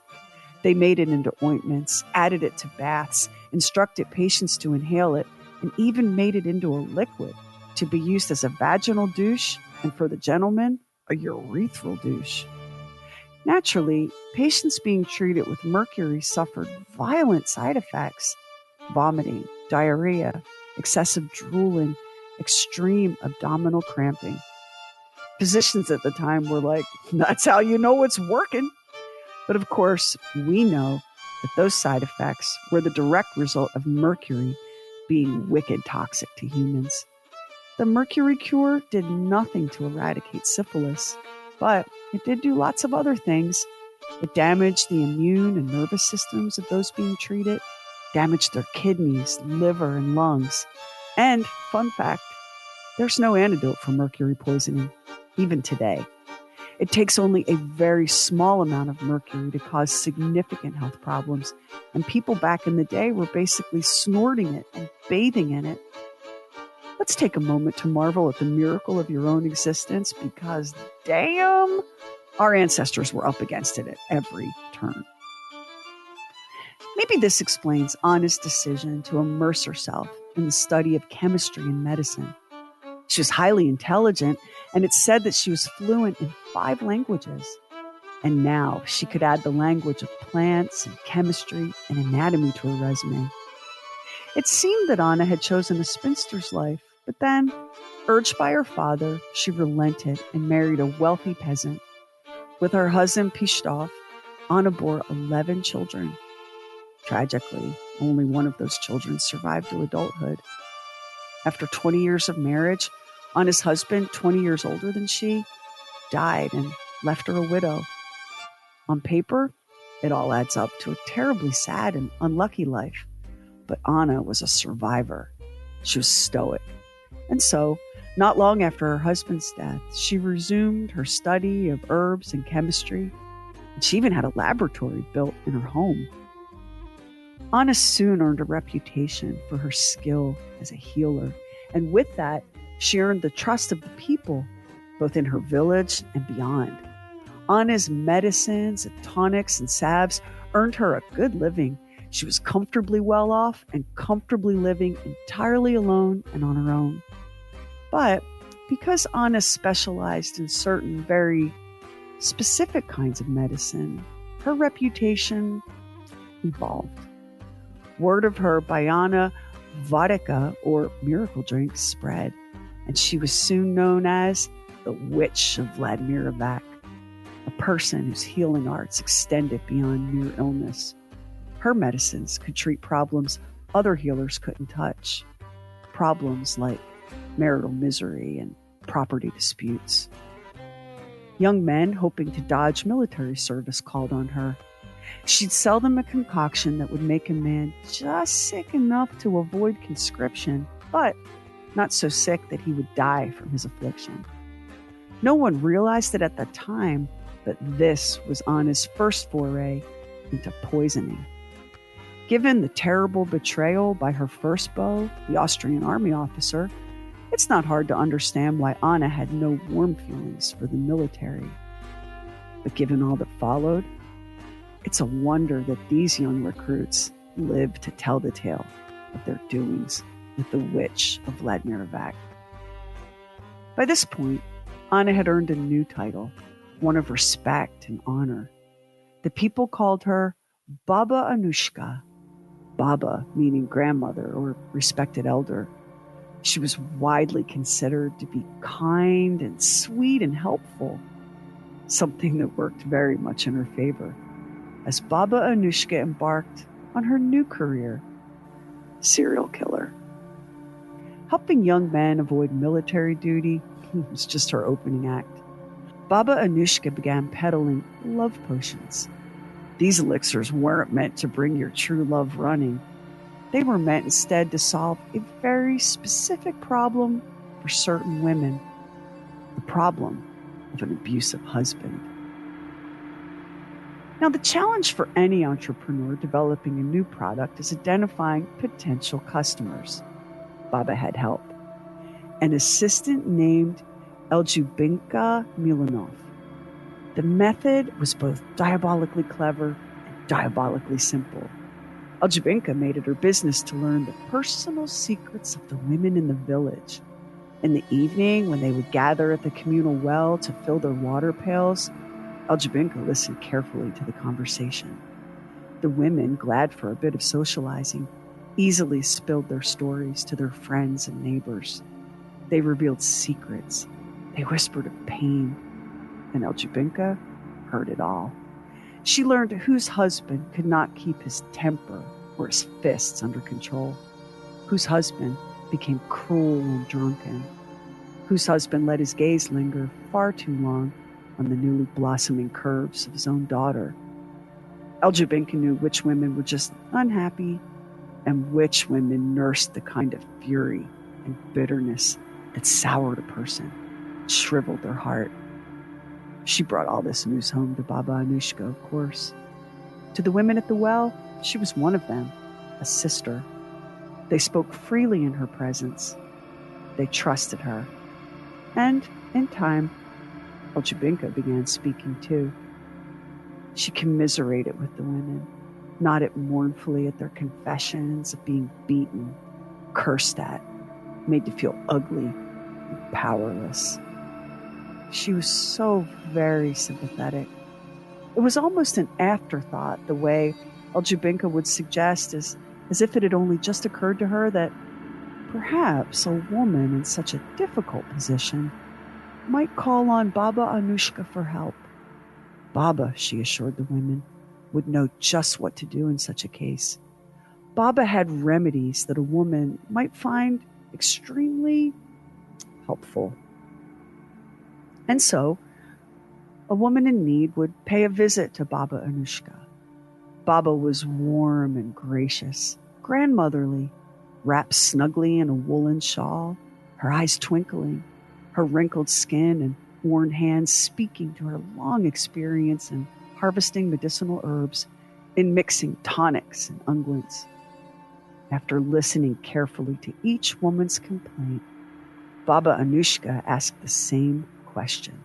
My dear, how heavy is the problem? This question, it was understood, was not metaphorical. Baba was looking for the size and weight of the poorly behaved husband in question.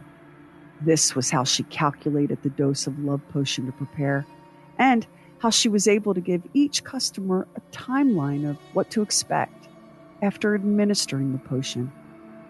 8 days, perhaps, until the problem was no longer a problem. 8 days before the problem succumbed to the poison and died. Business was booming for Baba. When she wasn't brewing up a tonic to keep a man out of the military or solving the problems brought to her by unhappy wives, she was telling fortunes for the rich and powerful. Whether you believe in this sort of thing or not, there's no getting around the fact that Baba Anujka had a real gift for reading people. Generals, politicians, prosperous merchants. Baba shrewdly assessed each, calculating both their financial resources and their desperation. Since many traveled great distances to consult with the renowned sorceress, Baba even had special accommodations available should her guests balk at the price of her prophecy. She would invite them to spend the night, would offer them food and hospitality. After such a long journey and so much kindness from the sweet old woman, they nearly always came to see that her prices were more than fair. And despite her many gifts, look how humble she is, her visitors thought. In her heavy black dress and black headscarf, customary for widows in the rural countryside, she kept mostly to her rooms, though she was known to occasionally perch on the stoop of her home, taking the air and greeting passersby. That's where 18-year-old newlyweds Tito and Maria Vacarescu found her one warm summer evening. The pair were returning to their home in the village of Vladimirovac after a party. Flushed from laughter and dancing, and of course the sultry summer heat, they greeted Baba and paused for a visit. Baba stood and kindly offered them a refreshment. Lemonade, she insisted. So cooling in this weather. The couple gratefully accepted, downing the tart liquid and smiling their thanks. 7 days later, both Tito and Maria were dead. It was an unthinkable tragedy, breaking the hearts of both families. A tragedy and a shock and a mystery. 2 healthy young people suddenly dead of no obvious cause. But for Baba Anujka, it was no mystery at all.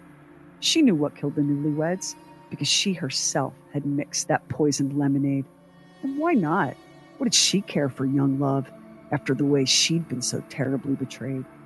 Why should anyone know the kind of happiness that had been so cruelly snatched away from her in her own youth? It's unknown how many casual encounters with the Baba ended in sickness and death, like the doomed newlyweds Tito and Maria. But the body count attributed to her love potions and magic waters, the killings for hire, that number is somewhere between 50 and 150 people. But how? Doesn't it seem like as few as a dozen husbands dropping dead in one village might draw attention? Men dying with all the same symptoms? You'd think. But remember, this all went down in the late 19th and early 20th centuries. People got sick and died on the regular. Contaminated food and water, disease, primitive medical care. And who would ever suspect that the very person administering the medicine was actually the murderer? Baba Anujka hid her crimes in plain sight, and her accomplices were the wives and family members of her victims. Such a perfect setup. You can see why it went on for so long, how Baba was able to rack up so many wins. And all the while, she continued to ply her trade as an herbalist and healer. I mean, come on. It wasn't all about murder for the witch of Vladimirovac. A girl likes to mix it up with a few headache remedies here, a cure for fever there, a handful of colicky babies soothed. And every newly widowed customer helped keep Baba's secret. Until Baba had a number of regular customers. Again, these were the days before urgent care and 24-hour pharmacies. A healer like Baba, a wise woman with a gift for compounding a cure, that was a lucky resource. A woman named Stana Momira frequently used the Baba's services. You know, your everyday sort of wellness needs. And Stana knew firsthand the power of Baba's love potions. She used one to kill her husband. You know how it is. You get married, and he turns out to be a vile, nasty brute. You dose him with a love potion made of arsenic and other undetectable plant toxins. He dies, you mope around wearing black, everyone feels sorry for you, and then, after a while, you meet someone new, and you get remarried. At least that's how it played out for Stana Momorov. This time, it wasn't her new husband that dropped dead unexpectedly. It was a very wealthy family member of her new husband that dropped dead unexpectedly. When the man, his name was Gaya Prokin, abruptly fell ill, he went to his doctor. Several days later, Prokin passed away. The doctor ordered an autopsy to be performed, and those findings established that the man had been poisoned.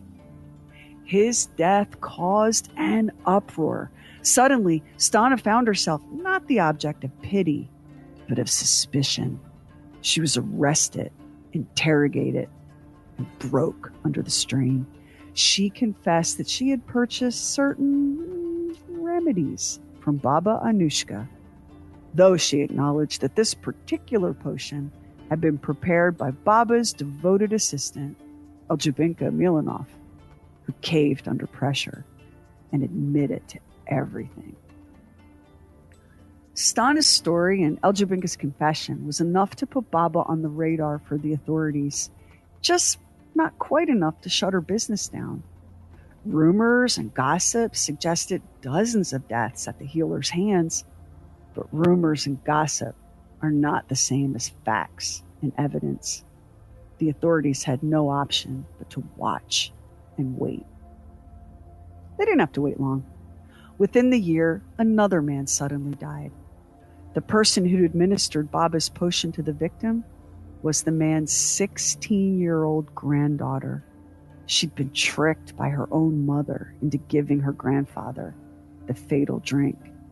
And the girl, Olga Sturza, was swift to implicate Baba in the crime. 18 months later, Baba Anujka was arrested for these two killings. Because police feared that the peasants who revered Baba might interfere with the arrest and try to save her, they came to her cottage after midnight to take her away. 6 other defendants joined her on the docket for their part in the crimes. 201, they all claimed that they bought the potions in good faith, with no knowledge that what they were buying was a deadly poison. Each insisted that they took the deaths to be a sign of Baba's extraordinary supernatural powers. After all, wasn't she the witch of Vladimirovac? Baba's defense was simple. She denied everything. Denied even selling the women the potions. She maintained her innocence throughout and argued that the real killers were simply blaming her, a kindly old widow who kept to herself and wouldn't harm a soul. She was a healer, she said. Foolish superstition, this nonsense about witches and deadly potions. Please. The case went to trial. Stana Momorov was sentenced to life in prison. Anujka Milanov was given 8 years for her role in the deaths. And Baba Anujka, age 90, was found guilty and sentenced to 15 years in prison at hard labor. The verdict made news around the world, though some papers incorrectly reported that Baba was a man and others got her age wrong, saying she was 93 or older. All the news stories declared that Baba had been convicted of poisoning to death a dozen relatives and friends. Now, not that we're trying to nitpick with ye old journalists about getting the facts wrong. All of this went down in a village in Yugoslavia, and while the Associated Press wire service had been up and running for 80 years, the term serial killer wasn't even coined until sometime in 1974. Maybe the people of the time couldn't quite wrap their heads around the idea of an old lady deliberately poisoning as many as 150 people. Maybe that's why some of the newspapers identified Baba Anujka as a man. Plus, think about the timing of it all. Baba Anujka stood trial for the second time in June 1928. Charles Lindbergh had become the first person to fly solo across the Atlantic only a year earlier. Penicillin had just been discovered by Alexander Fleming, a discovery that might have changed the entire course of Baba's life had it been available to her as a young woman, newly infected with syphilis. The armistice that ended World War I wasn't even a decade old. People were still reeling from the toll that war had taken. More than 9 million dead, 21 million wounded. And then there was the very creation of Baba's homeland, Yugoslavia itself, though it wasn't called that till 1929. Its first name was the Kingdom of Serbs, Croats, and Slovenes, or KSCS. It was formed as a multi-ethnic state in 1918 following the collapse of the Austro-Hungarian Empire. So, you can understand how life in the village of Vladimirovac and everywhere else in the kingdom was chaotic and unsettled. Amid so much grief and geopolitical jockeying, it was clearly easy for one tiny old lady to perpetrate murder after murder after murder. The war, the 1918 global Spanish flu pandemic, and the strong belief held by citizens of the newly formed kingdom that ethnic injustice was rampant cast shadows deep and dark enough to hide Baba's monstrous and murderous medicine for years. But wait, what was that about standing trial for a second time? Yup, this wasn't Baba's first rodeo. She'd been charged with providing poison to commit murder back in 1914, but was acquitted. There was no proof. Was she crazy or cocky to keep going after that brush with the justice system? You could say both, but throw in calculating, too. Possessed a powerful intellect and had literally been getting away with murder for years. Why stop now? If she had stopped, we wouldn't know this story at all. Baba would have disappeared into the slipstream of time, taking her sins and secrets with her. But she didn't stop. And now she would have plenty of time in her small cell to ruminate over that decision. Off Baba went to prison. She served 8 years of her 15-year sentence before being released due to old age. Not once did she admit guilt or take any responsibility for the deaths caused by her remedies. She maintained that it was her assistant, Eljubinka, who'd done it all, that she had been helpless to prevent the younger woman from carrying out her deadly agenda. And on that note, Baba Anujka serenely served her time. She lived another 2 years after her early release, dying in 1938 at either 100 or 104 years old, depending on the source. Simon Dermody, a chemist and author of the book Baba Anujka, a Sorcerer from Vladimirovac, writes that she died of dementia at age 100 and had possibly been practicing her sinister craft right up until the bitter end. No one knows for certain if this is true or not. It's just one of the many mysteries that enveloped Baba like a shroud. What we do know is that Baba Anujka's career as a serial killer spanned 40 to 50 years, that as many as 150 men died after drinking one of her elixirs. Why did it take so long for these deaths to come to the attention of police? Well, most of her victims, though young, healthy, and in the prime of life, were peasants. They had no social capital, no power, and while their sudden deaths were unfortunate, they also went largely unnoticed outside of their immediate families. The life of a peasant was a hard one, and life expectancy at that time was about 35 years. If that seems shockingly low, get this. Life expectancy dropped to age 32 during the 1918 pandemic and didn't start creeping up again until the 1940s. No wonder Baba could poison so many with impunity. Dropping dead in your 30s wasn't unusual. It wasn't until a handful of prominent men of means and position died, that the alarm was raised. Like a wealthy restaurant owner named Geibel and the mayor of nearby Novoslav. It's appalling that the lives of the poor had so little value that their deaths failed to register on the collective radar. But then, Can we honestly say that things have changed all that much for the better in our own time? As for motive, it does seem almost painfully simple, doesn't it? A man hurt Baba in her youth, lied to her, made promises he never meant to keep, infected her with a disease that at the time had no cure, and then he abandoned her. Was that enough to warp her, to turn her into a killer? We can speculate, because we do know that every human handles the heartaches and disappointments that come with being alive differently. Some are more resilient than others. Some are broken way down deep, and a blow that might leave you reeling leaves them shattered. Most chilling of all is the possibility that there was no cause for her evil, no explanation. She simply acted without remorse or regret, with no conscience to keep her awake at night. We shy away from this truth. We don't want to know that all around us are people who have no more care for the preciousness of your life than they have for the life of an insect. Better to pretend such people don't exist. It's easier to move through the world that way. As for Baba Anujka, after a very long life, a life lived almost entirely on her own terms, she died in 1938, taking her secrets with her.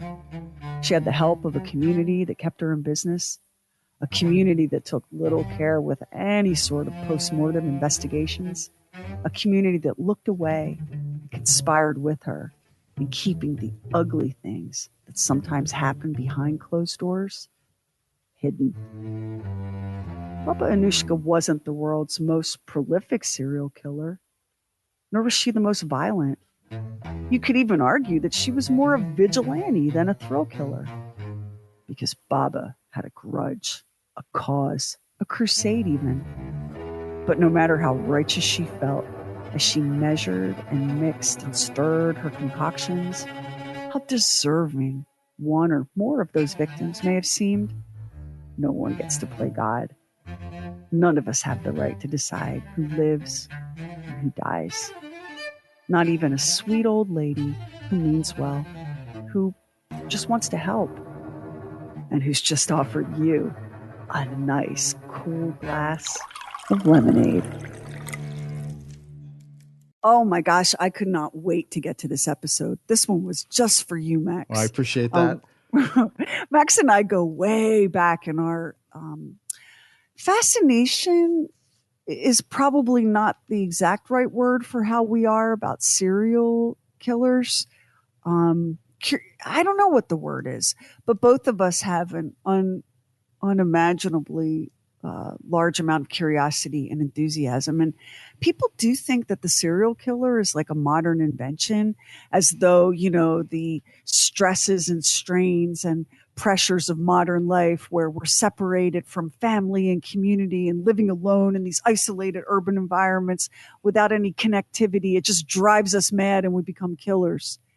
Actually, serial killers are not a new invention. What's new is the term serial killer, which was coined in 1974, I think. Right, in that area, yeah. Yeah. And our ability to, you know, gather news information, like news and these stories from all over the world. People have been doing this serial murder for a very long time. And this case, the Baba Anujka story, is a great example of it.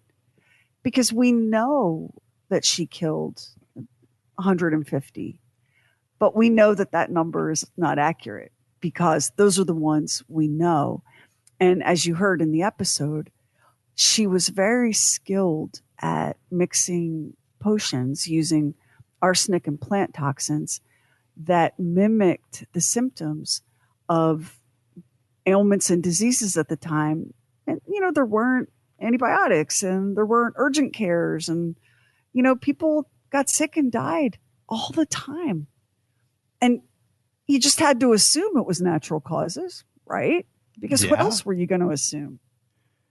Unless you could see a pattern to what was happening. Apparently that's what happened. She's kind of like Dexter meets a hitman, you know? Yeah. Because she's a serial killer, but there's a thread of, but this is justified in it because this guy is a bad guy in somebody's estimation. And then she's not just doing it, she's getting paid to do it. The thing about Baba that I wanted to make sure we put in the episode, because it's really easy if you cherry pick the story. It's really easy to go, you know what? She was a vigilante. Like, these guys were tools. They were hitting their women. They were inappropriate with their children. But the truth about Baba and Anujka was a lot more complicated than that. How about the newlywed couple that she gave the poisoned lemonade to? Yeah. She killed them for, I think, so this is just me, but I think they were murdered for sheer spite. Because she saw, if you remember, she was about that age when her love betrayed her, gave her syphilis and disappeared, abandoned her. And syphilis at the time was a degenerative disease with no cure, no treatment. I mean, they were making douche out of mercury, urethral douche for the men, and then vaginal douche for the women out of mercury. So listen, you didn't want to get syphilis in the day. So she was about the age of that young couple when this terrible thing happened that completely derailed and transformed her life. I think she saw them and was like, no, if I can't have it, no one can have it. I think that was, of all the crimes she committed, for me, I think that one might be the worst. Yeah, because there was no justification in there. That you can't rationalize that one at all. I mean, that's true serial killer stuff. I mean, just that's some nasty. One of my favorite parts of the story was, by the way, congratulations on all these really complicated pronunciations, because when we recorded it, she was breezing through them. There were a couple that tripped it up, but not many. She was breezing through them, and I went, wow, that was amazing, because these are Serbian and they're not easy, Oh. But I loved how the woman that was her assistant then said, no, it was Baba's fault. And Baba turned around and goes, no, it's the assistant's fault. And I went, oh, this is true criminals. It turned on each other in the end. The cops or the gang that couldn't shoot straight, for sure. Yeah, the pronunciations. Well, in a lot of these episodes, like, I don't speak like most Americans. I don't speak multiple languages.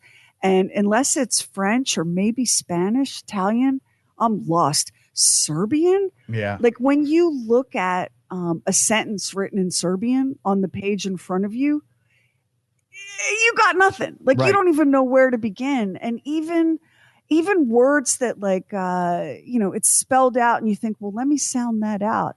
And then you go find out how it's really pronounced and you realize, oh, God, no, I couldn't have been further away from that if I tried. Sometimes my husband will walk in, I'll be sitting at the kitchen island, and I'll be saying to myself over and over again, Rakija, Novoslav, because the way that we pronounce things in English, when we see a certain combination of vowels and consonants, we think it's a certain way, right? Oh, well, that probably sounds like this. No, those pronunciations are a challenge. And the other thing about this episode, Baba and Anujka, it's amazing to me that people still kill each other with arsenic. We've had a really solid test to detect it since the 1800s, and it accumulates in your hair. You can kill your spouse with arsenic and get away with it. I can exhume the body and run a test on the hair of the corpse and prove that you killed them with arsenic. How do people not know this, Max? I think they get so blind with rage that it clouds their judgment so much. I mean, they're the same people that would be hiring a hitman that turn out to be a New Jersey state trooper. I mean, I think people think I'm not going to get, no one would suspect me of doing this. I'm the grieving spouse. Which brings us to the dentist. The dentist that I decided needed to be named Dr. Toothy McWife Killer. Let's talk about the dentist in this episode. Max. First of all he does all day long is Google ways to kill his wife with poison. Then he buys the arsenic from Amazon.com. What? You have to figure if he's smart enough to get through dental school and work on people's teeth, he's smart enough to know that Google leaves electronic footprints and you can track whatever you've purchased from Amazon. He bought arsenic from Amazon.com to murder his wife. Thank God FedEx flagged it. Then he got the other thing from the oleandra, the plant-based toxin. That's a very serious poison. He got that from Midland Scientific, duped in the overnight shipping, and ended up successfully murdering his wife. His name is Dr. James Tolliver Craig, and he'll go on trial next spring. We'll follow that trial. We may do a follow-up episode on that. But can you believe the balls on this guy that he's Googling arsenic and then buying it on Amazon? How many times have we heard this through the years? You would think that he would know somebody's going to find out that it was you. I mean, you would think that if he's going to do that, he would at least go to a computer in a library or something. But even then, that's trackable. I mean, it's all trackable. You know, I mean, have we become so casual about it that we go, we'll get caught. Sometimes if I'm watching like a marathon, 3 episodes back to back of Dateline Secrets Uncovered, my husband will be like, woman, I don't know, man. Like, you chill out with murder. You make me so nervous. And I'm like, no, you listen. You need to thank these shows because there's no way I could get away with it even if I wanted to. And I don't. Like, I love them. I don't want to murder them. But I know for a stone cold fact I'm not going to get away with it. The arrogance that these people have in thinking that they can Google arsenic poisoning, buy it from Amazon.com, and then somehow skate. That took my breath away, that guy. I'm always fascinated with the idea of poisoning somebody, and it seems like it's women who do it to men more than vice versa. Men usually will do it in some quick, violent way rather than women who will poison. So you have somebody who is not just dying, they're dying slowly over the time, weeks even, and you're watching them suffer and get worse. How do you do that? Isn't that so interesting? Because I suspect that poisoners and Baba Anujka would fall into this category of people who feel that, well, I'm not a violent person. I could never lift a hand to another human being. But to watch someone, and especially when it's a spouse or a parent or a child, to watch someone suffer and slowly wither away, and it's an agonizing death, by the way. It's not peaceful. It's agonizing. You have to be some kind of sadistic to be a poisoner. I think it's just the opposite of, oh, I'm just not the violent type. Yeah, you might not be the violent type, girl, but you're sadistic and cruel in the extreme. Can we make a blanket statement? Don't ever drink a sports drink that your spouse starts giving you like out of the blue, that you're suspecting that the things aren't working out. Because what is it always? It's antifreeze. That's what it is every time. And antifreeze has such a distinctive color that the only way that you're going to get it down somebody's throat is by mixing it with that chartreuse colored Powerade, which do not do. That was not a tip, by the way. That was a warning. That was a warning. Oh, God, how many times do I have to tell you people not to murder each other? Crying out loud.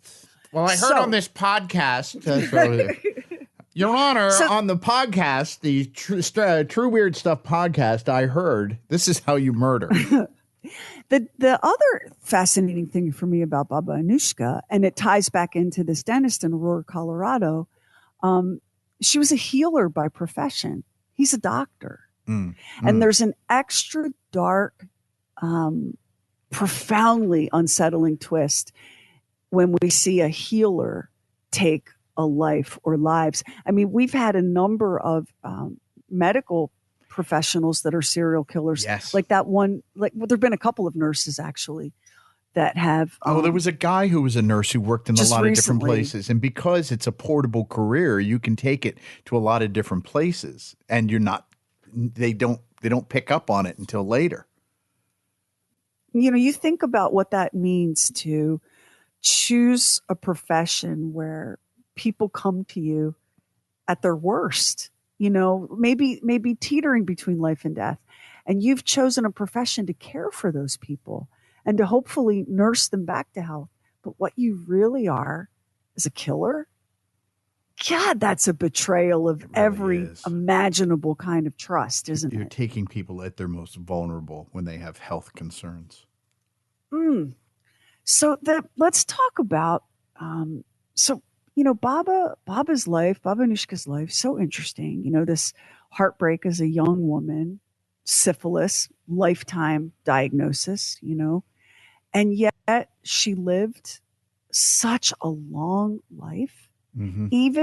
Even at the end in her 90s, being sentenced to prison and hard labor, she still came sailing out of that like a boss and lived for several years after that. Like, you just have to look at somebody like this and go, damn, what are you made of? Yeah. I mean, that was the thing that was kind of surprising when we first heard of this story. Of course, you had written it and you knew what was going to happen, but I was really surprised that she lived that long, especially with the health concerns you have with syphilis. It is the kind of thing that can cause all kinds of health problems if it's left untreated. My guess is that because she was actually quite brilliant, and as a young girl, she'd been educated, which was not, she was born in Romania and then her family moved. It was not common for a young girl in the countryside to receive an education, but she did. And she had a really fine mind and a natural talent for chemistry, which is not, something everybody has, right? Like chemistry. So she had a tremendous advantage over your average person with syphilis back then. I suspect that she, through luck or chance or skill, managed to find ways to treat the disease, because you treat syphilis now with antibiotics, with penicillin, right? Right. But there are a number of plants and plant compounds and combinations that can function as kind of a natural antibiotic, not as strong, not as quick maybe as penicillin, but maybe just enough. What do you think about that? Can I tell you a weird story about syphilis? They used to treat it by giving people malaria in the hopes that the malaria would knock out the syphilis. How kooky is that? Can I just ask, how are any of us alive? How did our ancestors claw their way through the madness that any of us are even alive? And if you want to know how I know that because it was discussed on a mass killer podcast called Father Wants Us Dead. When they talk, which is a great our recommendation. Yes, that is a great podcast. It really is. It's a great podcast. It's one of my favorites. So that's how I know the syphilis story. So I'm sorry, I didn't mean to derail us too much. Oh no. One of the things. So I fall down rabbit holes and go off on tangents all the time when I'm writing an episode. So there were two tangents that I disappeared on with this one. One of them was syphilis. Because I don't know. Like, I guess I must just be naive or whatever, but it's always shocking to me and there's a disease we don't have any cure. Like, I know we can't cure cancer yet, most kinds of cancer, and there's a lot we can't cure, but like the fact that syphilis would eat your brain and wipe you out just was fascinating. So I ended up going on a long rabbit hole tangent of all the different ways that they treated syphilis. The business of inhaling mercury, and if you were a dude, pumping it into your urethra. Yikes. Oh my God, that just sounds horrible. Just really does. And then the other tangent rabbit hole that I went down was trying to understand how Yugoslavia was formed, how the kingdom, it was so overwhelming and difficult and confusing, but it was an important part of the story because, like with every serial killer, and especially one who successfully murdered people for decades, how did Baba escape notice? Well, think about it. People were just coming out of World War One. Mm-hmm. There were so many dead. There was so much death in World War One. So many wounded. So much disruption. And Baba, where Baba lived, what we called Yugoslavia wasn't even created until 1929.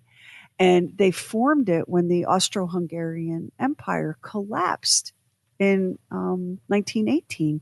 So 1918, you had this global Spanish flu pandemic. You had people staggering from the hellscape that was World War One. And you had this geopolitical situation where the Austrian-Hungarian Empire just collapsed like a cake left out in the rain. And so we got this little old lady in a village working as a healer, and a lot of people are dying, but a lot of people were already dying. Do you see how she got away with it? Mm-hmm.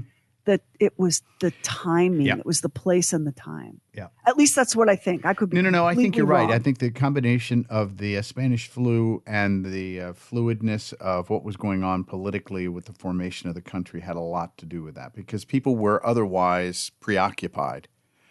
And so she could just be selling poison. Here, I'll take care of this. Divorce, it's so messy. There's lawyers here. I'll take care of this for you.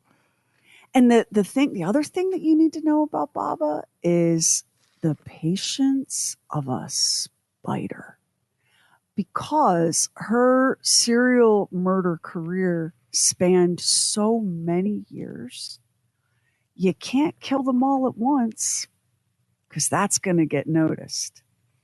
You have to heal as many or more as you take down, right? Yeah. And she did. So it wasn't all like Eljubinka coming back to the cottage and going, so-and-so's husband's a drunk and he hits her.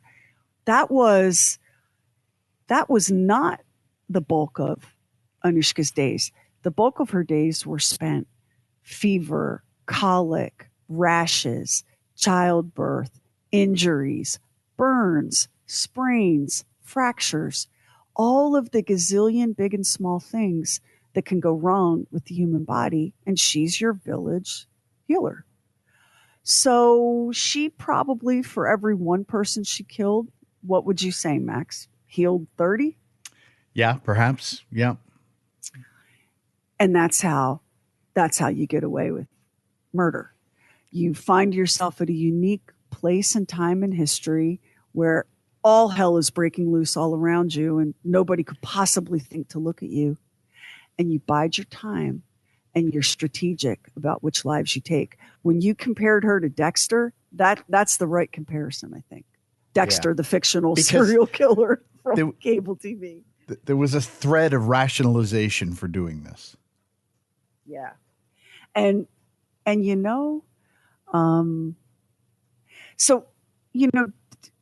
because this happened in Yugoslavia when she went to trial and this whole story came out, of course it made the news in America and other parts of the world. But we didn't have back then, you didn't have breathless day-by-day trial coverage. We didn't have the true crime industrial complex back then. So I cannot read the original Serbian. It's, even with Google Translate, it's like, what is happening here? So it's hard to know everything that came out in court. But she was not sorry. I can tell you that. No, you never got there was any sense that she had any remorse about what she did, because she had it all rationalized in her own mind. And she was a tiny apple-cheeked grandma and serenely denied everything and then trotted off to do her time till they released her due to her age. Like, she really did. I'm sorry, even though she went to prison for a handful of years, I think it's really hard to argue that this woman did not get away with those murders. Oh, sure. Yeah, she did. Yeah. I mean, she got caught, but after a fashion. And you're right, she really wasn't in prison that long, considering how monstrous this is. And it's nothing less. It's unspeakable.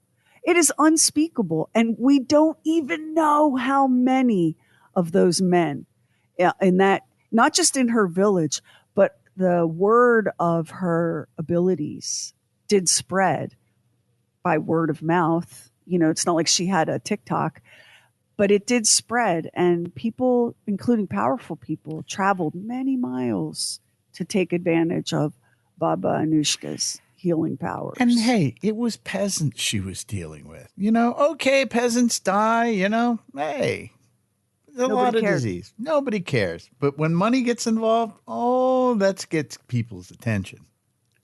No, all those men that she killed, because they were, for the most part, peasants, illiterate, unknown, anonymous laborers. Nobody gave a damn. And the creepiest thing, and it's hard to pick the creepiest thing in this story. I'm looking forward to this. Okay. Like, how can a mother have a favorite? But for me, the creepiest thing was she would say to each of these women, how big is the problem, dear? And the answer would be, well, he's 6 foot, about 190 pounds. And then she would do the calculation, and she could tell you, here, make this into a tea, and your problem should be solved in 7-8 days. That's about as cold-blooded as it gets. Well, you watch him slowly die. Yeah. I've never, I've had a husband or 3. I love this one. The first 2, please. But I let them live. Yeah, that's not that you get credit true. for that. Not that anyone goes, oh girl, you let them live. Hang on, I'm having a trophy made. But hey, Sherry, considering how badly you got screwed over financially, Baba Anujka might have been the better route. Oh, listen, this there, but for the grace, right? Because you just don't. That's the other thing. Like, these women, do you know how freaking desperate you have to be to go to the well and ask for poison to murder your husband and the father of your children? I think that speaks to the complete despair some of these women felt. Like, there were a couple of them, as you go through the trial stuff and the law stuff with Baba Anujka, there were a couple of them that were like, oh, I'm tired of him, next. But for the most part, these women were desperate to kill these husbands. And women had a lot less. They had a lot less options back then too. I'm not saying that justifies getting, but you can see where somebody gets so desperate, they wind themselves into a mental state where they think that this is a viable option. Oh, it's just terrible. So we have to do better. This is the year 2023. We know, well, not all of us know, that you can't Google poison and buy it on Amazon.com. Not all of us know that. Do you know what I love about Sherry? I always point this out. It's not the criminal activity that bothers her. It's the sloppiness that bothers her. Oh, my God. It really ticks me off. Like, you, first of all, you deserve to get caught. You deserve it. You're too stupid to live if you think that you can have repeated Google searches on detectable poison. How do you poison someone with arsenic? How long does arsenic poisoning take? How did you get through dental school? How do you write your own name if you're that stupid? So we have to reiterate, listen, you can't be killing each other. I don't care how pissed off you are. You cannot be killing each other. And we live in different times. This is not the day of Baba Anujka. This is the day of the internet and DNA and forensic criminology. You're going to get caught. Hey, you're going to get caught. I think you're saying that covers us in case anybody wants to blame us for going ahead and murdering somebody and saying that we told them how to do it. Oh, listen, if I ever got hauled into somebody's murder trial, I'm going to take the oath, climb on that stand, and I'm going to say, Your Honor, in the episode called Baba's Love Potion, I clearly and distinctly told the audience, you can't be killing each other. 1, it's wrong. And 2, you're not going to get away with it. Not anymore. We were talking, not in True Weird Stuff, but just amongst ourselves. There's a project underway, a research project underway, where they are establishing whether or not you can use cat hair, the DNA that you identify in cat hair, to tie a perpetrator to a crime scene. And here's the thing about cat hair, and I know some of y'all think you're genius murderers out there. Here's the thing about cat hair. Good luck. Pet roller, duct tape, hydrochloric acid. Once a piece of cat hair gets on your black pants, it's with you for the rest of time and eternity. And if they can take that piece of cat hair and pull out the mitochondrial DNA and run it through that process where they make a gazillion copies of it until they have a sample big enough to prove that you were in the owner of that cat's house the night he or she lost their life, you're going down. So if we can use a single strand of cat hair to convict you, let me ask you again, Dr. Toothy McWife Killer, did you really think buying arsenic on his Amazon was going to be something you were going to get away with? What a dumbass. Totally. In fact, he's going to get convicted. And by the way, if you're listening right now, Dr. James Tolliver Craig, Nana Boo Boo, you're going down. And I think that he should get some sort of extra sentence for just gross stupidity. I think you should be punished for being that dumb. How about you? Yep. All right. Well, that wraps up this episode. On that high note. Don't be stupid and don't try to kill each other. You will get caught and it's wrong. The body. We spend so much of our lives taking care of the body, feeding it, washing it, grooming it, dressing it, dealing with all of its noises and oozes and mischief and mayhem, all that stuff the body can get up to. Sometimes we hate it because we think it's too big or too small or shaped in funny ways. We scrape its hair off, hook it up to machines that suck fat out or inject fat in. Sometimes we take it outside and we toast it in the sun. The body pays us back by basically acting like a meaty spaceship, propelling our souls and consciousness, the very usness that makes us, us, through the world. And sometimes the body betrays us by getting diseased, by causing us pain, by not working the way it should. And sooner or later, always, and with no exceptions, it shuts down. Lights out. Do you care what happens to your body then, after you're finished with it? No? Okay, that's very chill of you. I admire the heck out of you. But what if your body was stolen? This is the story of a couple of Colorado corpse bandits, the most macabre and morbid mother-daughter team maybe ever. And make out a small beam of light against the mirror.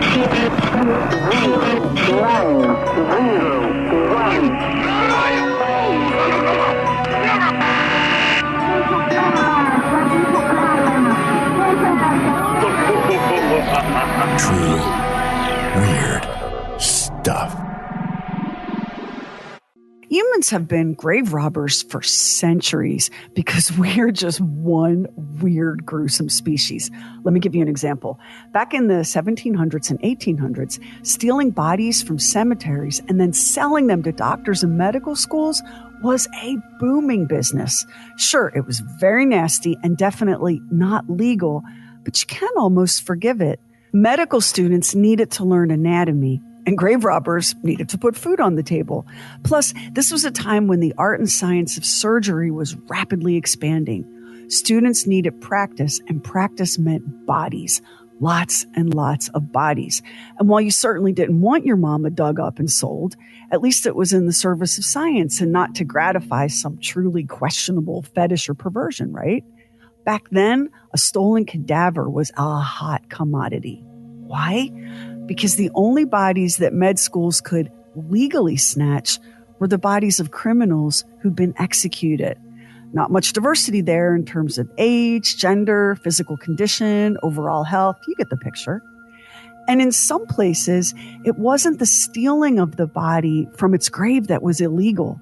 It was the dissection of that body, which makes you wonder a lot about, let's say, England in the 1800s. It was jolly good and all that to hoist a corpse from the ground. You just couldn't take a scalpel to it. But why on earth you'd want a corpse, especially in those days of questionable public health and primitive mortuary science, That's a mystery. Grave robbing was such a problem that in Great Britain, they actually had to pass a law in 1832 called the Anatomy Act to try to get the whole freak show under control. Similar laws were soon adopted in the United States.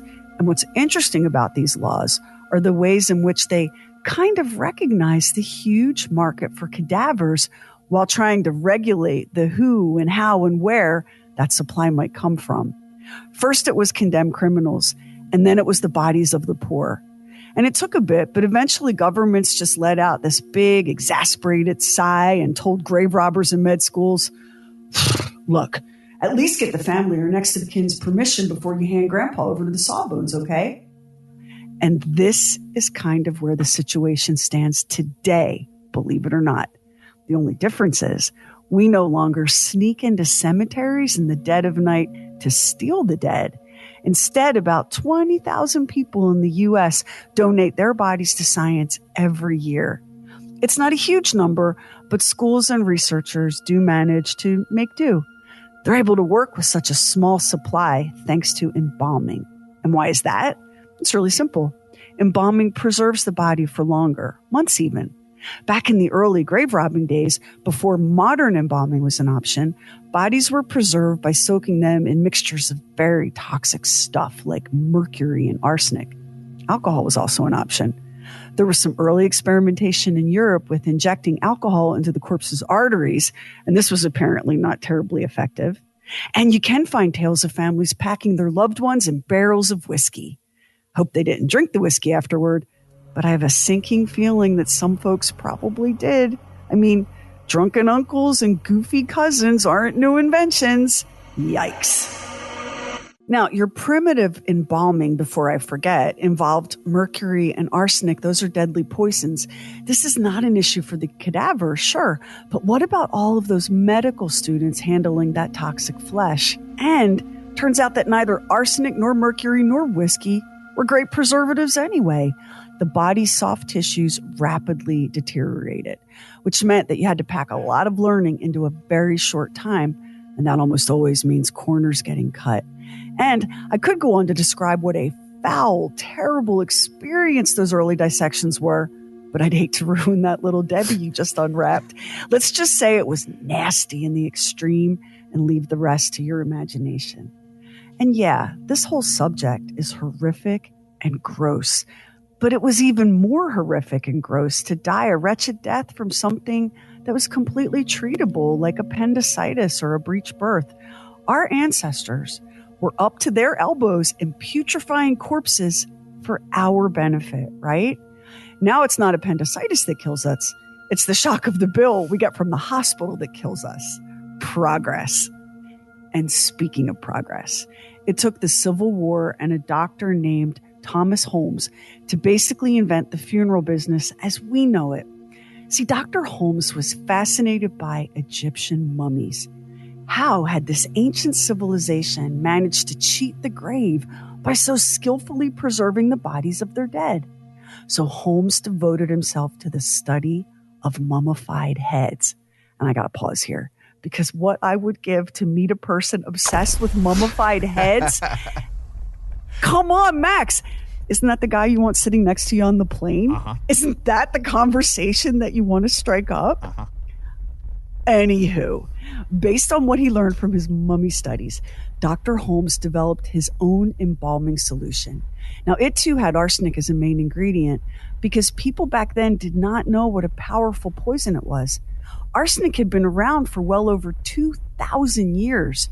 It was used in traditional Chinese medicine, and before penicillin arrived on the scene, it was a treatment for syphilis. And of course, people were killing each other with arsenic and getting away with it too.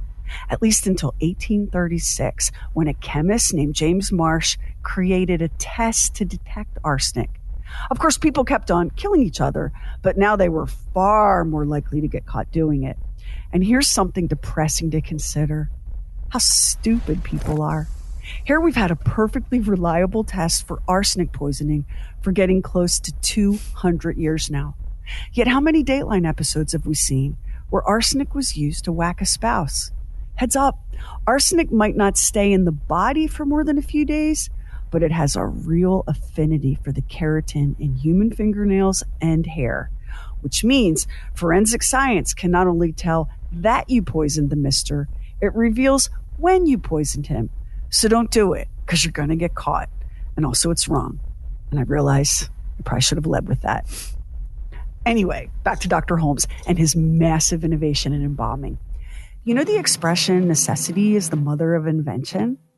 Well, the Civil War created an overwhelming necessity. More than 620,000 soldiers died between 1861 and 1865. Take that in, 620,000 dead.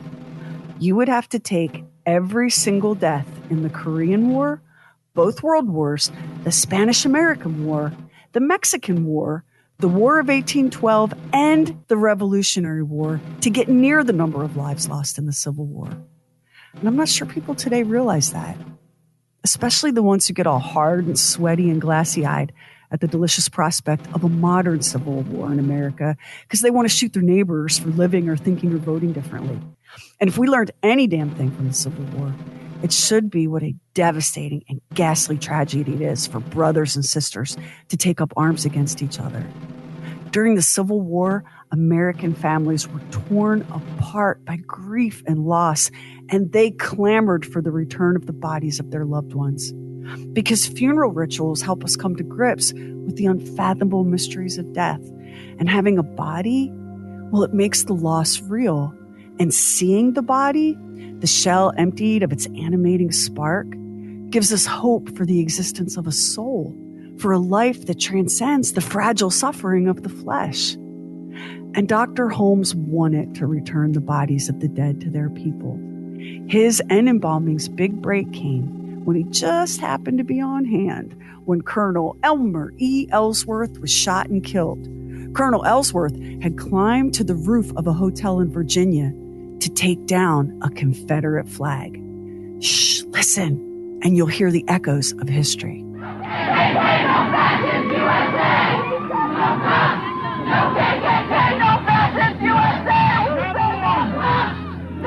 You know what you're hearing right now?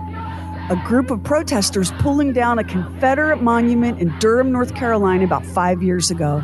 That's the very thing that Colonel Ellsworth was doing in Virginia in May of 1861. The very thing that got him killed, and the very thing that paved the way for the modern funeral industry.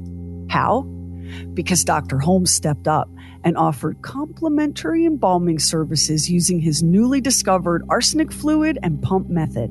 Now, as luck would have it, Colonel Ellsworth had been a big buddy of President Abraham Lincoln.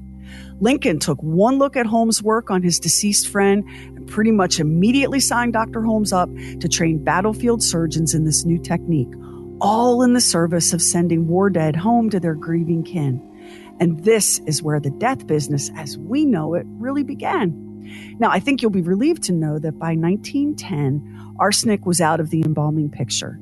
It was making the people who handled bodies sick. Plus, it could really make a murder investigation extra challenging, as you can imagine. Sidebar, Max, what do you do when every body you test as a detective is positive for arsenic poisoning? Can you see how that was chaotic for law enforcement back in the day? Yeah, you'd have to send them all to prison. Everybody's guilty.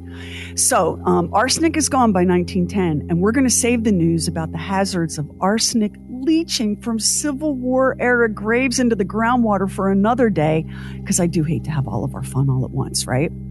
So if you're wondering, okay, great, yeah, but when are we going to get to those two awful body-stealing ladies in Colorado? And the answer is right now. We first had to get all caught up on the truly gross and horrible things people have endured just trying to care for the dead and just trying to become doctors. All of those terrible nights spent first digging up burial sites and then wrestling out the slippery and heavy and unthinkable contents of those graves. All of those early medical students fishing around and decomposing human flesh, moving as fast as they could to try to understand the workings of the human body before the body on the table before them literally dissolved into a foul puddle. Well, makes you look at our contemporary Colorado corpse snatchers with real disgust. Their motives had nothing to do with science or human knowledge or compassion. Their only motive was greed. One victim says the sentencing of 2 funeral directors in Montrose is not enough after they admitted to illegally selling body parts of people who were supposed to be cremated. Megan Hess and Shirley Koch each pleaded guilty to mail fraud. This after selling parts of hundreds of bodies to entities around the world. Hess got a sentence of 20 years. Koch got 15. 9 News reporter Nelson Garcia now shows us their sentences aren't enough for one victim's daughter. This day in court was a long time coming for Aaron Smith. My mom passed away in 2011, suddenly of cancer. Smith brought Marianne Hamilton to Sunset Mesa Funeral Home in Montrose to be cremated, so she thought. In 2018, the FBI contacted her about allegations against the funeral directors about selling her mother's body parts. It was like she died all over again. This whole thing has been worse than losing our mother. Smith says her organs from her mother's heart to liver and even her hands and feet were sold. That's from NBC TV affiliate 9 News in Denver. The illegal selling of body parts to body brokers? Yes, that is a real, true thing that happened. Is probably happening right now somewhere because human greed is bottomless and human ingenuity is boundless and the dead can't talk. In some ways, it's the perfect crime. Megan Hess owned the Sunset Mesa Funeral Home in Montrose, Colorado. She had another business operating out of the same building called Donor Services, 2 separate entities on paper. The reality, though, is that Hess's funeral clients had no idea that they were also customers of her body parts brokerage. Maybe they didn't realize what Donor Services was or that it even existed at all. And I wonder if our squeamishness about death is the reason that most of us are blissfully unaware that there exists in these United States a thriving and lucrative and largely unregulated business in the buying and selling of cadavers and body parts. What the I've read about this company in Nevada that was offering free funeral services to grieving families in exchange for the donation of their loved ones' remains to science. On the one hand, kind of predatory. But on the other hand, it's just the body, the husk, the empty shell, right?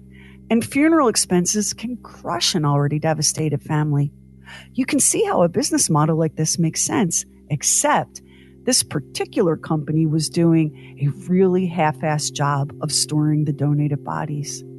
Other tenants in the business park where they were located began complaining of a rank stench. They said they were finding blood-soaked boxes in the park dumpsters. So state health inspectors dropped by, and they happened upon a man thawing frozen corpses in the sun by spraying them with a garden hose. I don't care how contrary and argumentative you are. There's no way you can defend something so vile. So what if Pup Soul's in heaven? I still don't want some asshole defrosting his body in a parking lot. What is wrong with people? Back in Colorado, Megan Hess partnered with her mother, Shirley Koch, and launched into a scheme to profit very richly from the dead. A scheme that worked for 8 years, and they got their hands plenty dirty doing it. Anyone who's lost a loved one knows grief muddles your thinking, and the whole funeral process is happening at a time when you're in shock. So many decisions need to be made. Very few people pre-plan their funerals, much less prepay for them. I checked. The International Cemetery, Cremation, and Funeral Association estimates that maybe 24% of the population has a prepaid plan in place. The other 76% of us are weeping, confused, scared, and hoping for compassionate guidance, which we mostly get, truly, unless we happen to show up at Sunset Mesa Funeral Home in Montrose, Colorado. There, the morbid mother-daughter team of Megan and Shirley promised cremations that never happened. Instead, they sold the bodies they took custody of, sometimes intact, sometimes hacked up into parts. Surgical training companies pay good money for heads and spines and make good use of the knowledge obtained from studying them. Whole cadavers are prized by medical schools, but also by companies testing automobile crash safety. The military needs bodies to measure the impact of explosives on human flesh. The driving force behind the body brokerage business seems like it's education, and that's noble. These bodies aren't being sold as playthings. But unlike the human donation and transplantation game, which is highly regulated, and organs for transplant are never, ever permitted to be sold, body brokers aren't bound by much of any kind of regulation. You can sell bodies and body parts for research purposes all day long. You don't need a license to be a body broker. You don't need any special training. Just a strong stomach, I guess, and a big freezer. How weird is that? And families who return to Sunset Mesa Funeral Home to fetch their loved ones' cremains never left empty-handed. Megan and Shirley handed out boxes of ashes from other people's cremations. And in one case, cement dust had been mixed in with human remains. So that might be your mama in that urn, and maybe not. There was just no way to know. When the two women went to trial, prosecutors argued that they'd defrauded 200 families by charging them for cremations that never happened. 200 families with urns of who or God knows what, instead of the cremains of their loved ones. And that, my friends, is the reasonably mild part of this story. Former employees told reporters from Reuters News that Megan and Shirley were all up in the chopping and shopping game, dismembering corpses and selling the parts off without the knowledge or consent of any family member. It took the FBI about a minute after reading the Reuters coverage to raid Sunset Mesa Funeral Home. And then it all came out in court. Megan and Shirley had unlawfully dissected 560 human bodies, the bodies of people in their own community. And those bodies had names and histories. Those bodies belonged to people who'd done the whole live, laugh, love thing right up until the moment that Megan and Shirley hacked them up and sold them off to the highest bidder as science meat. Donating your body to science is a noble thing. And learning from those donations and thus improving the human condition, noble. Being hacked up by a couple of aqua-netted sociopaths and then sold off piece by piece, not noble. Not even a little bit noble. So what were those bodies worth to Megan and Shirley? I found a 2018 price list for human body parts from an entity called the Biological Resource Center. 2018 because that was the year Sunset Mesa Funeral Home was busted. The going rate for a whole cadaver, $5,000. An intact torso, $2,900. Heck, a single elbow commanded $200. I was very surprised to learn that a head with a brain only went for $500. But keep that head connected to the torso, and now you're looking at a cool $3,300. There was money to be made in that little funeral home, and Megan and her mommy were ruthless in pursuit of profit, meaning they not only dismembered for dollars, they even lied to their body parts customers as much as they lied to their cremation customers. Because one of the only real rules in the body brokerage business involves disease. It is absolutely illegal to sell any human body part that is positive for an infectious disease. But Megan and Shirley cheerfully sliced up and sold human remains that were positive for things like hepatitis B and hepatitis C and HIV. Of course, they lied and said the parts were disease-free. Like I said, sociopaths. And here's a fun fact. They're not even the only parent-child duo in the diseased corpses for profit world. A father-son team was busted in Chicago in 2019. The Donald Greens, senior and junior, kept any number of diseased bodies on ice, and some of their cadavers fetched as much as $100,000 apiece. The Greens didn't even bother to sell make-believe cremations. They were coaxing corpses from grieving families by promising that remains were being donated to science to further human knowledge, and it was a load of bollocks. They were storing and selling those bodies for every nickel they could get. Ghouls. Tell you what, though, based on photos, the two Donalds were just as hooked on excessive use of hairspray as Megan and Shirley. I'm wondering now if their defense attorneys missed an opportunity to float a hairspray causes brain damage defense. Not that Megan Hess's lawyer didn't present something similar. Her defense gamely suggested that a traumatic head injury suffered decades earlier accounted for Megan's seeming inability to comprehend that you're not actually allowed to sneakily hack up dead people and sell their parts off for money. Whether there's any truth to the defense argument, I can't say. I do know that the court didn't buy it. And go ahead and file this part under the category titled No Honor Among Thieves. Upon getting raided by the FBI and arrested, Shirley Koch was like, she made me do it. She called her daughter the brains of the operations, and Shirley copped only to chopping up bodies. She said all the selling and arranging and negotiating was done entirely by Megan. Megan had the contacts, Shirley said. Megan had the ideas. And one of those ideas of Megan's involved mailing body parts and shipping them on commercial flights. Remember the bit about how the women were knowingly selling diseased tissue to unsuspecting buyers? Well, they were mailing and shipping it too. That counts as hazardous material, and it is very much against Department of Transportation rules. They were sending it over state lines, and they call that mail fraud. And it's amazing how many criminals get caught in this seemingly low-key little trap. Because the law is super interesting in a case like this. Selling body parts isn't illegal, remember? But fraud definitely is. Megan Hess pleaded guilty to fraud in July 2022. And despite a righteous effort on the part of her defense to delay sentencing, a court date was set for January 3rd, 2023. And at that hearing, her mother, Shirley Koch, pleaded guilty to a single count of mail fraud plus aiding and abetting. Megan Hess, age 46, was sentenced to 20 years in prison. That's the maximum sentence possible under the terms of her plea agreement. Shirley Koch, age 69, was sentenced to 15 years in prison. And I'll give her this. She took responsibility and did apologize for her actions, for whatever that's worth. FBI Denver acting special agent in charge, Leonard Carollo, said this, quote, "These two women preyed on vulnerable victims who turned to them in a time of grief and sadness. But instead of offering guidance, these greedy women betrayed the trust of hundreds of victims and mutilated their loved ones. Without knowledge or consent, the women disrespected the wishes of the grieving victims and degraded the bodies of their family members to sell them for profit.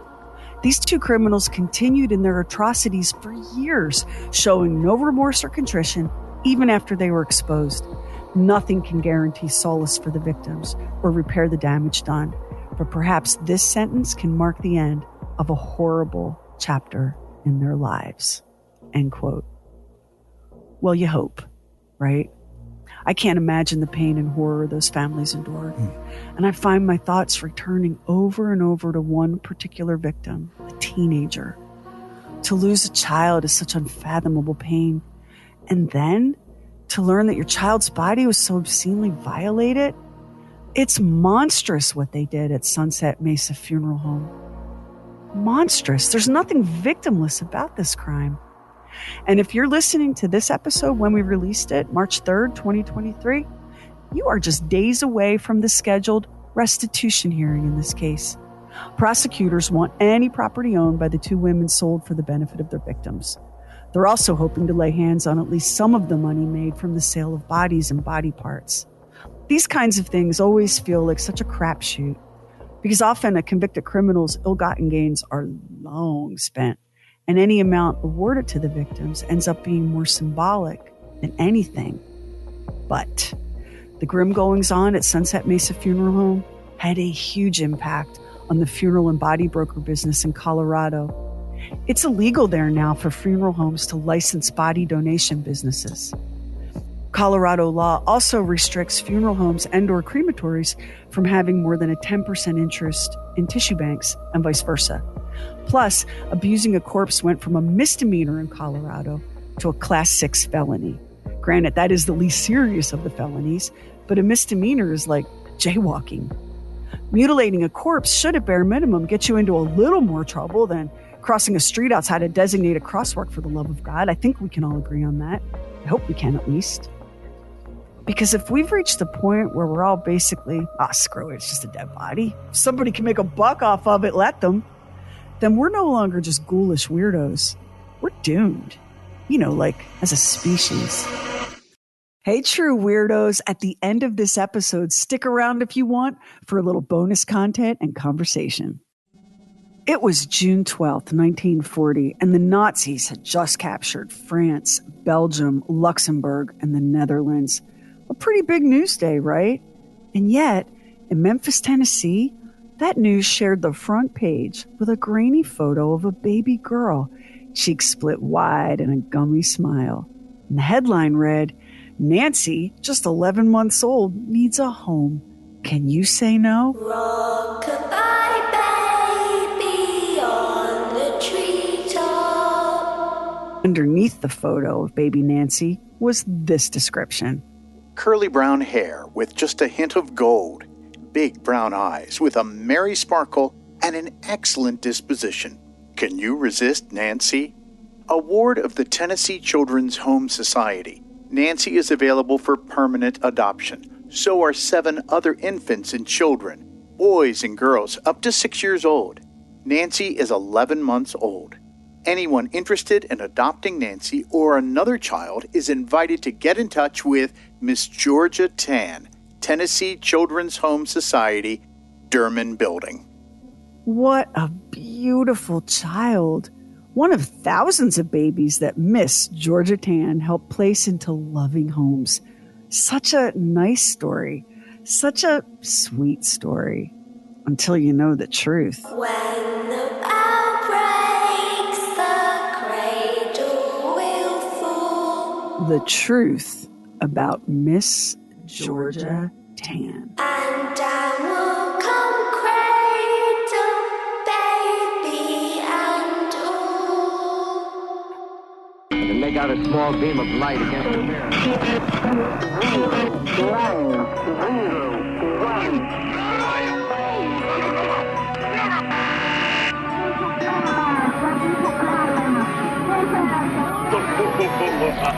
Truly weird stuff. Adoption has been around forever. It just used to be a private thing. It wasn't until 1851 that any law regulating the practice was passed in the U.S. Massachusetts was the first state to recognize that child welfare really ought to be a bigger priority when it came to adoption. Crazy as that sounds. Like, if not child welfare, what was the priority back then? It's simple. The interests of the adults involved. It sounds like something out of a Dickens novel, but back in the day, you could snatch up an orphan or two and just put them to work on your farm or in your blacksmith shop. It was fairly common for an orphan in pre-industrial America to be made an indentured servant to a foster family. Room and board in exchange for labor. Whatever. It was your business and yours alone, and that orphan was damn lucky you came along. That was the attitude then. But by the beginning of the 20th century, those attitudes were shifting. People were migrating from farm work to factory work, from rural areas to the cities. There was a big decrease in infant and childhood mortality. Expectations about child labor and compulsory schooling were evolving. The idea of childhood itself was evolving. Could it be that these small creatures were not actually just pint-sized adults, but something else altogether? Something needing care and nurture? What a crazy idea, right? With this epiphany came huge changes in the way children were treated in almost every corner of life, starting with the orphanage, an institution that basically warehoused children and fell out of favor.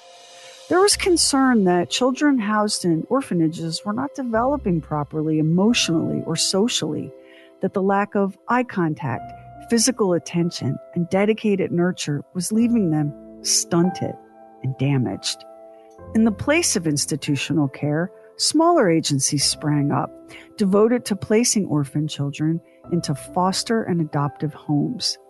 The Great Depression only accelerated that development. With funds scarce and resources strained, orphanages were forced to copy the foster and adopt model. Still, no one paid that much attention to adoption, not really. It It took until 1920 for anyone to even start keeping track of who was being adopted by whom. And that was limited to just a handful of places in the U.S. As it turns out, poor record keeping was a feature, not a bug. Not that those records were accessible anyway. By the 1930s, most states had passed laws sealing adoption records to the public. The practice of issuing an amended birth certificate at the time of adoption was the frosting on the cupcake of official and permanent secrecy. An amended birth certificate replaced the names of the birth parents with the adoptive parents. This worked like a promise to the adoptive family that no stranger would ever appear on their doorstep to snatch their beloved child. It was a huge selling point for the agencies involved in rehoming children. Big peace of mind for adoptive parents. And it created a handy little loophole that could be exploited by someone unscrupulous enough to steal a child or sell a baby. Someone like Georgia Tann.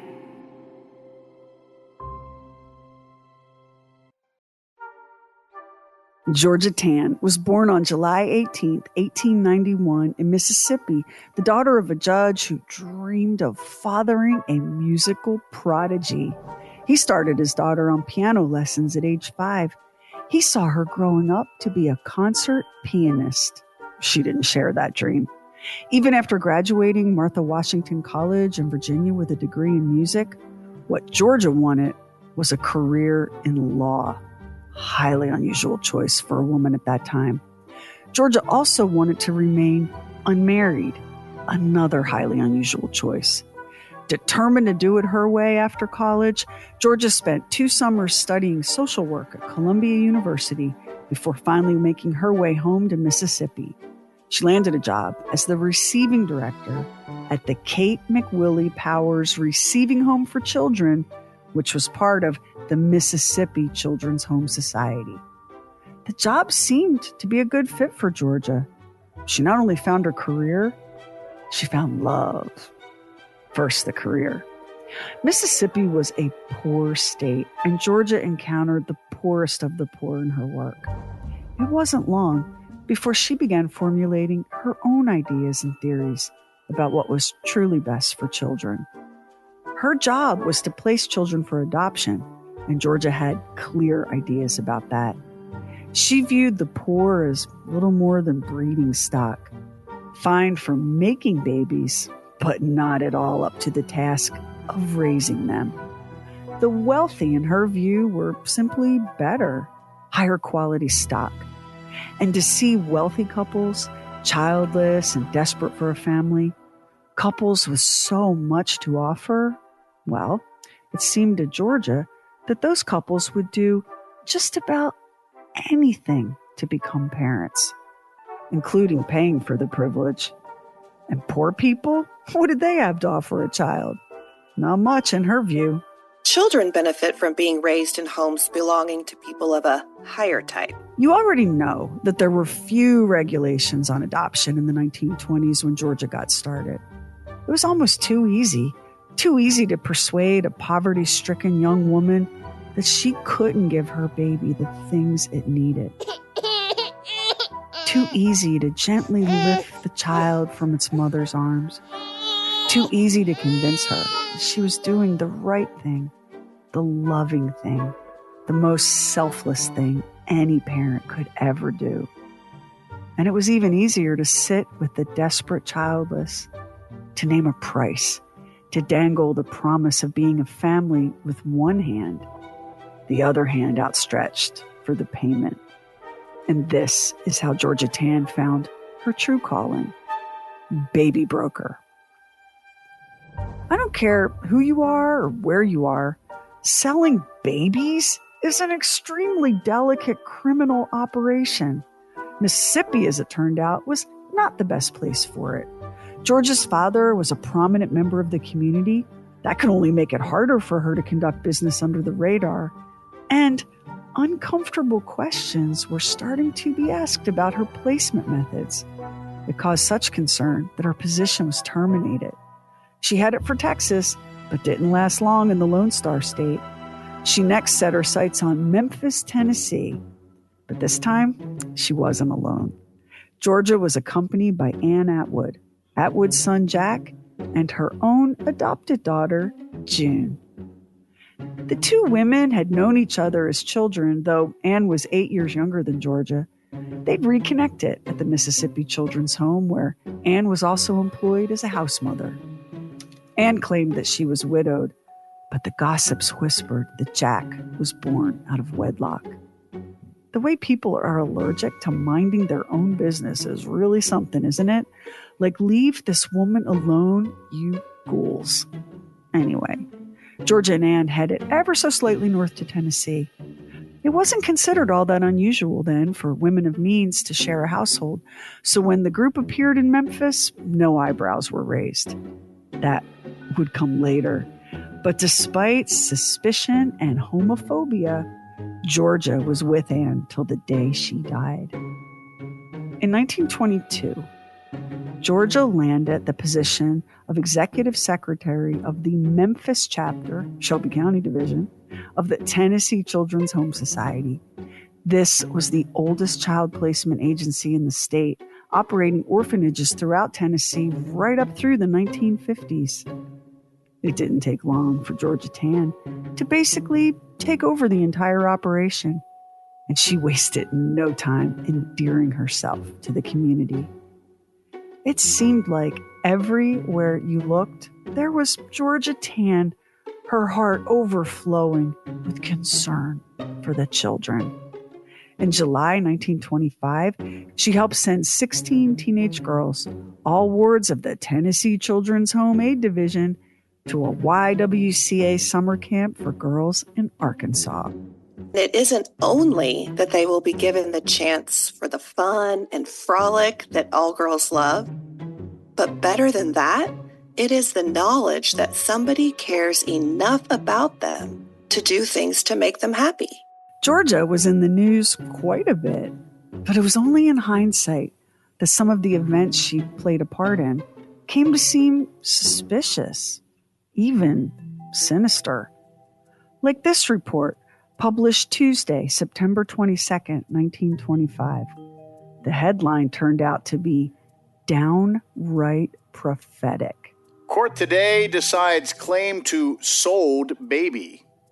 4-year-old Martha had been sold in Arkansas 2 months earlier for $1.50, 2 car tires, and 5 gallons of gas.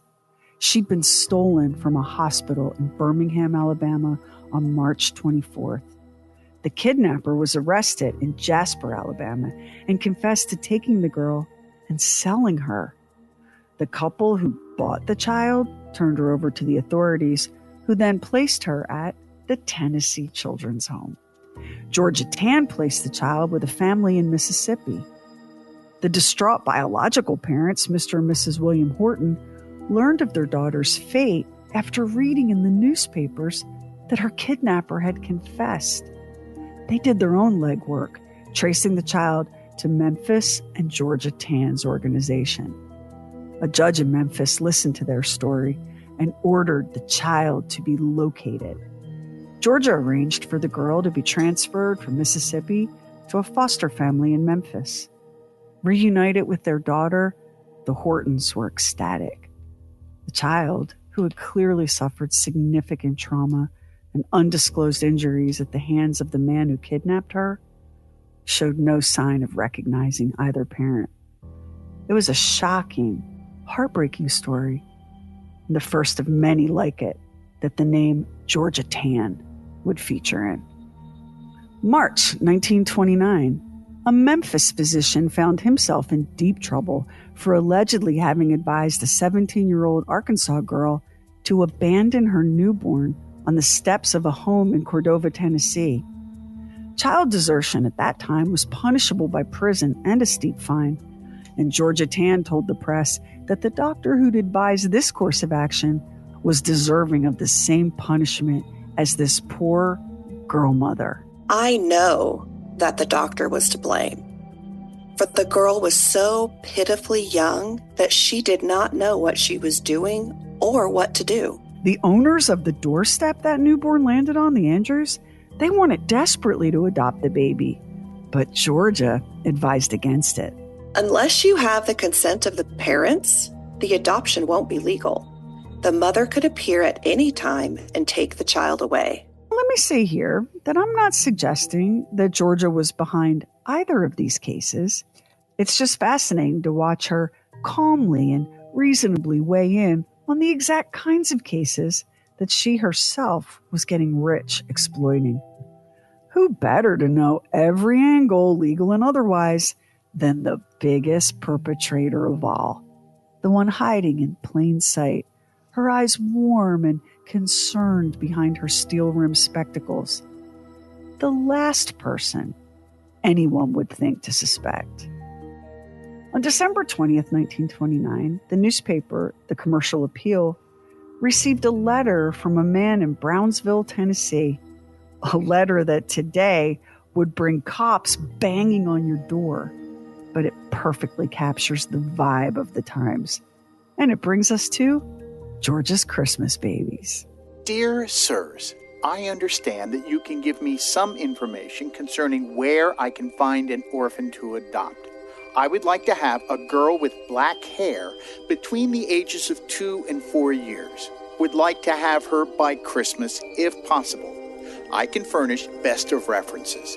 Please let me hear from you as soon as possible. Signed, F.L. Morris. Okay, what? What did we just hear? Sounds deeply worrying to us, but it was just another day at work for Georgia. What a question. It might be done. We'll see.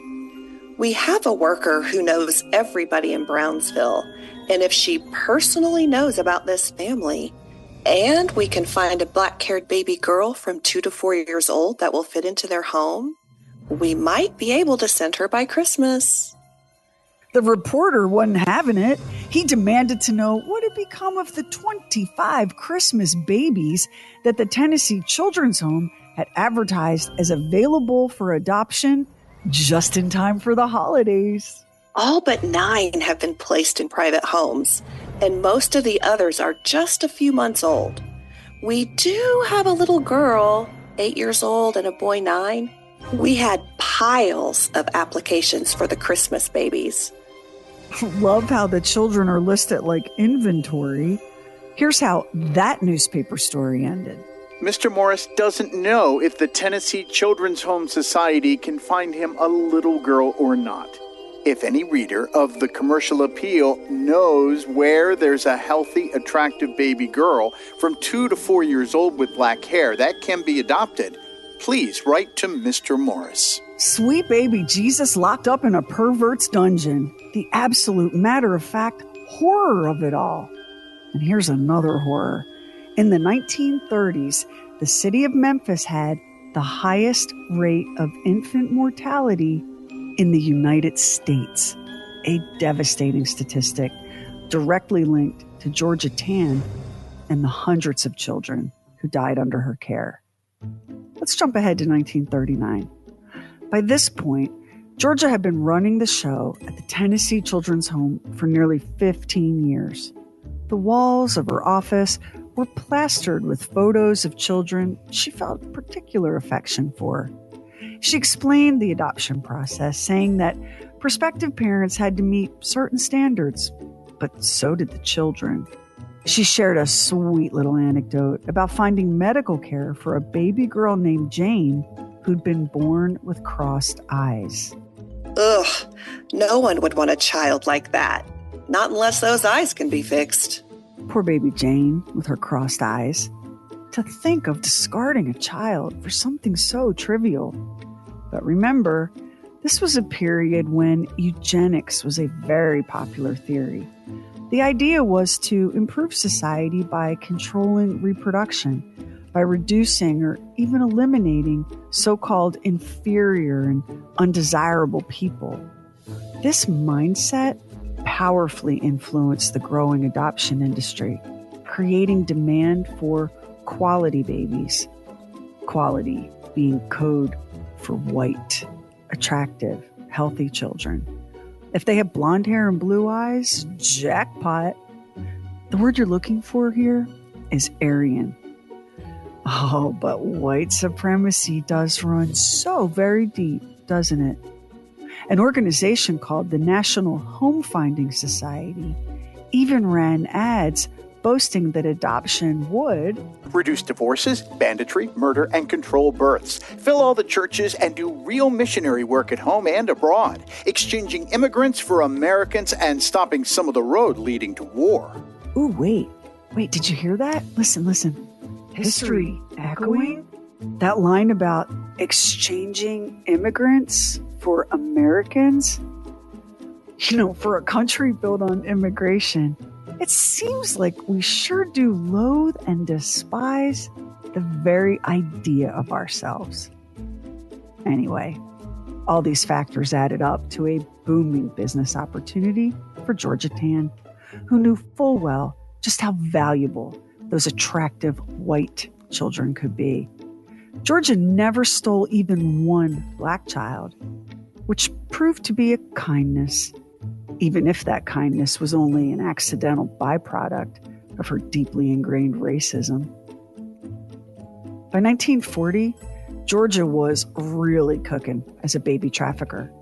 The babies and children she trafficked weren't all foundlings left at the fire station or orphans or even kids willingly surrendered by a parent or parents that couldn't care for them. Keeping her adoption pipeline stuffed with children was a priority, and Georgia had zero scruples about how to do it.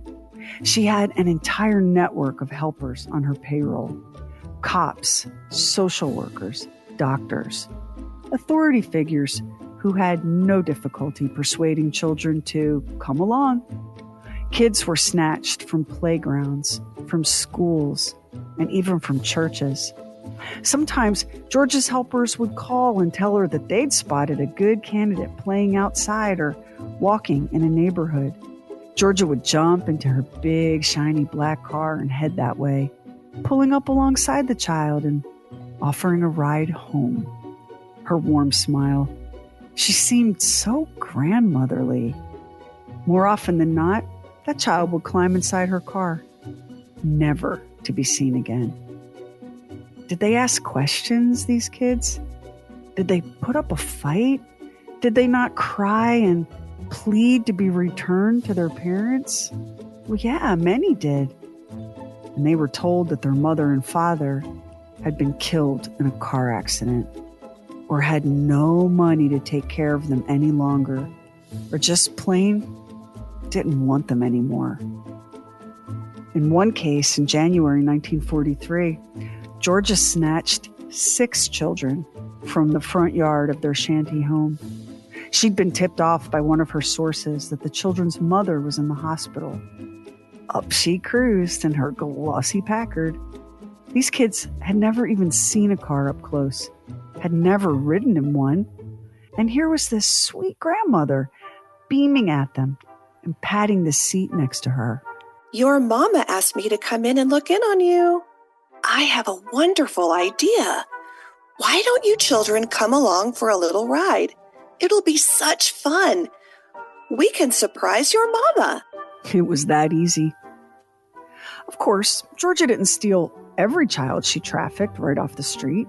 She had an ally at the courthouse, a co-conspirator named Camille Kelly, as in Judge Camille Kelly, who presided over the Shelby County, Tennessee Juvenile Court for 3 decades. Let's say a child appeared before Judge Kelly, a child who fit Georgia's criteria, a child with a widowed mother or from an impoverished home. Judge Kelly could, and did, remove children from their homes and place them under the care of the Tennessee Children's Home Society, where Georgia Tann would eventually adopt them out, for a price, of course. Sometimes a parent would arrive at school to take their child home, only to be informed that their son or daughter was now in the custody of child welfare officials. They were free to petition the judge in the case, not knowing that Judge Kelly was on the take and that their child had been taken for good. the Western State Hospital in Tennessee, the kind of facility that used to be called an insane asylum, located about 16 miles outside of Memphis, was another source of babies for Georgia. Any child born to a patient there was surrendered to the Tennessee Children's Home Society, an arrangement that went on for 30 years. There were rumors and allegations that patients were raped and forced into sex with both security guards and local men to keep that baby mill humming. Dismiss those rumors if you can't bear to even think about something this revolting. But someone was impregnating those locked-down psychiatric patients, locked down in their all-female wards. And then there were the babies born to poor women who might awaken in their hospital beds after delivering to the tragic news that their newborn had died. Best not to see the body. Best to accept God's will, ma'am. There now. Dry those tears. You're young. You'll have more children. You'll see. These grieving mothers had no idea that their newborn was alive and well and up for sale. One mother pushed back, saying her baby couldn't have been a stillbirth. She'd heard the baby crying. Your imagination, she was told. Grief can make a person hear and see things that just aren't there. Naturally, a backstory would have to be manufactured for each of these children. Pure fiction in many cases, along with dramatically altered or downright falsified medical histories. Those files were pure creative writing.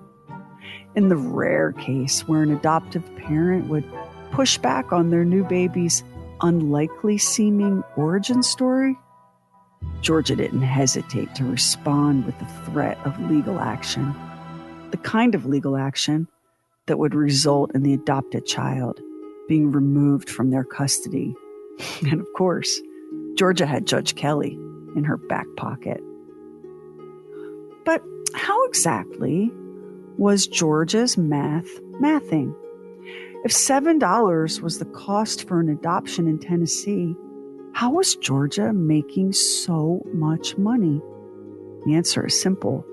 Private, out-of-state adoptions. About 80 to 90% of those adoptions took place in New York and California. Her prices topped out at about $5,000. That was a fortune in 1940, worth almost $110,000 in today's money. The demand for babies was always higher than the supply, so Georgia was in the capitalist catbird seat, and she knew it. In one 10-year span, between 1940 and 1950, Georgia arranged for more than 3,000 children to be placed in New York and California alone. And by placed, I mean sold. Georgia had help with this, like she had with every aspect of her baby business. Two women who worked for her, named Regina Warner and Alma Walton. Walton handled the California side of the business. Warner covered New York. Every 3 weeks, the pair would load up anywhere from 4 to 6 babies apiece and then hit the road. From hotel rooms on each coast, Warner and Walton would meet with prospective parents, almost always wealthy prospective parents, none of whom knew that they were one of many potential customers. Georgia's hustle was carefully calibrated to avoid sticker shock. The stated adoption fee for out-of-state was $700. Of course, there are a few additional expenses. Not that one can place a price on becoming a family. There were background checks, with another fee, of course. Not that most of the background checks were ever done. That was an easy fee to pocket. And then there was the cost of the hotel and meals and incidentals for the baby. And don't forget air travel.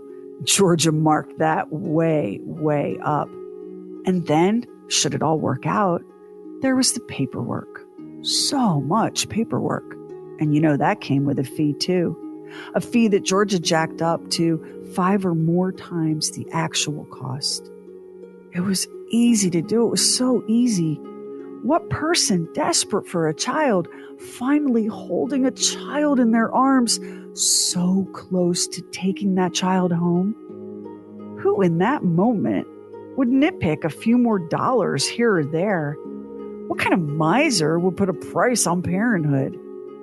It was all so incredibly emotional for her clients, and Georgia knew just how to exploit that. Now, spoiler alert, Walton, heading to California, might have gotten the better territory because she got to sell babies to celebrities. Say it isn't so. Say it isn't so. Everyone is saying you don't love me. Say it isn't so. That's Hollywood star Dick Powell. You don't hear much about him now, but he was a big deal back in the day.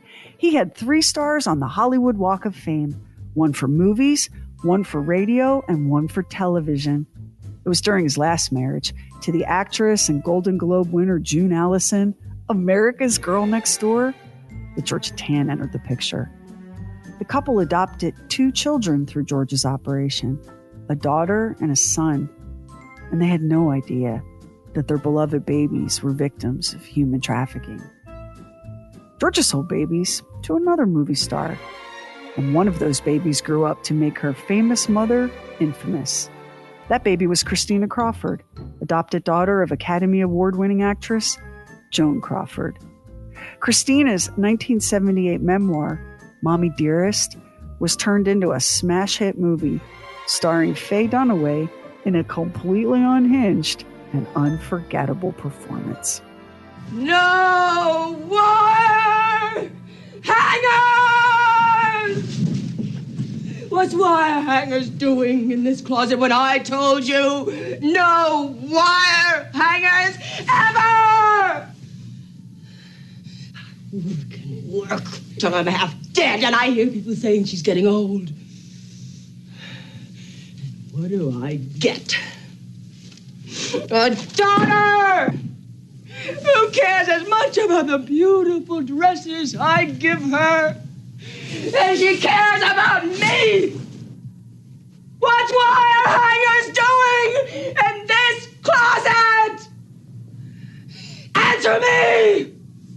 I buy you beautiful dresses, and you treat them like they were some dish rag. You do. $300 dress on a wire hanger. We'll see how many you've got in hidden some here. We'll see. We'll see. Get out of that bed, Liz. All of this is coming out. Out. Please. Out. Out. Please. Out. You got any more? We're going to see how many wire hangers you've got in your closet. Why?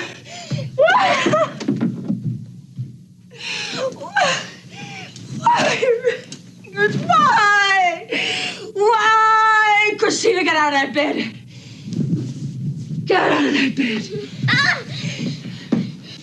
You live in the most beautiful house in Brentwood, and you don't care if your clothes are unspatched from wire hangers.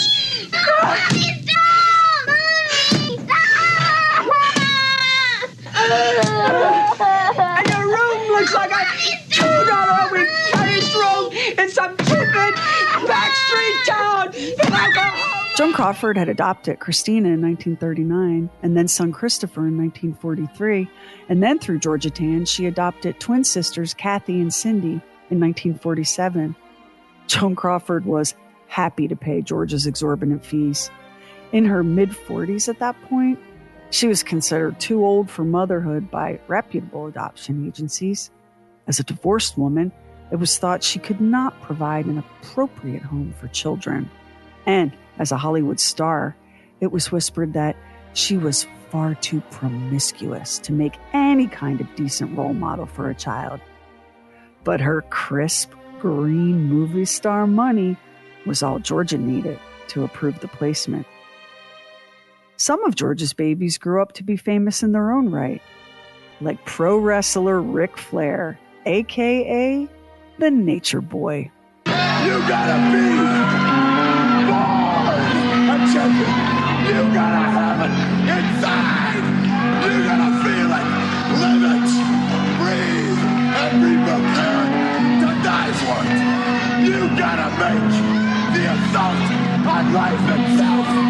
That's why some people think I've lost it. I haven't.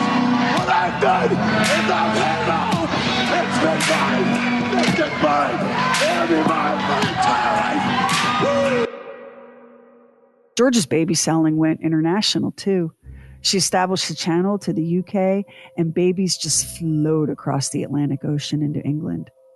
Not all to loving homes. There were reports of children being sold into what can only be called slavery, factory and farm work. Some of Georgia's stolen kids were sold to pedophiles, and you can fill in those blanks for yourself. All that filthy money flowed into a secret account like babies flowed into homes. Georgia didn't report these transactions to the board of directors at the Tennessee Children's Home Society, and certainly not to the IRS. But there were eyes on her. Or at least there were eyes on the Tennessee Children's Home Society, which found itself in 1941 dropped from the Child Welfare League of America's list of qualifying institutions.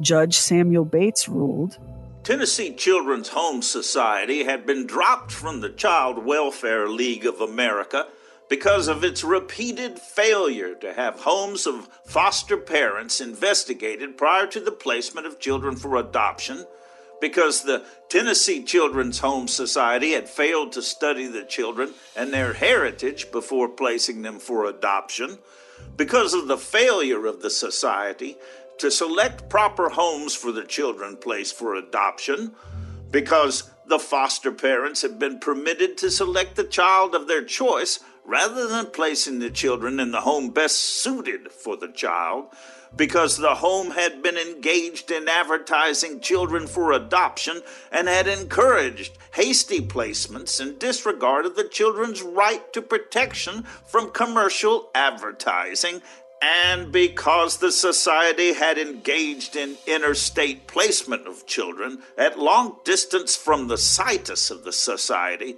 which prevented careful home findings and suitable supervision pending adoption. That was in 1941.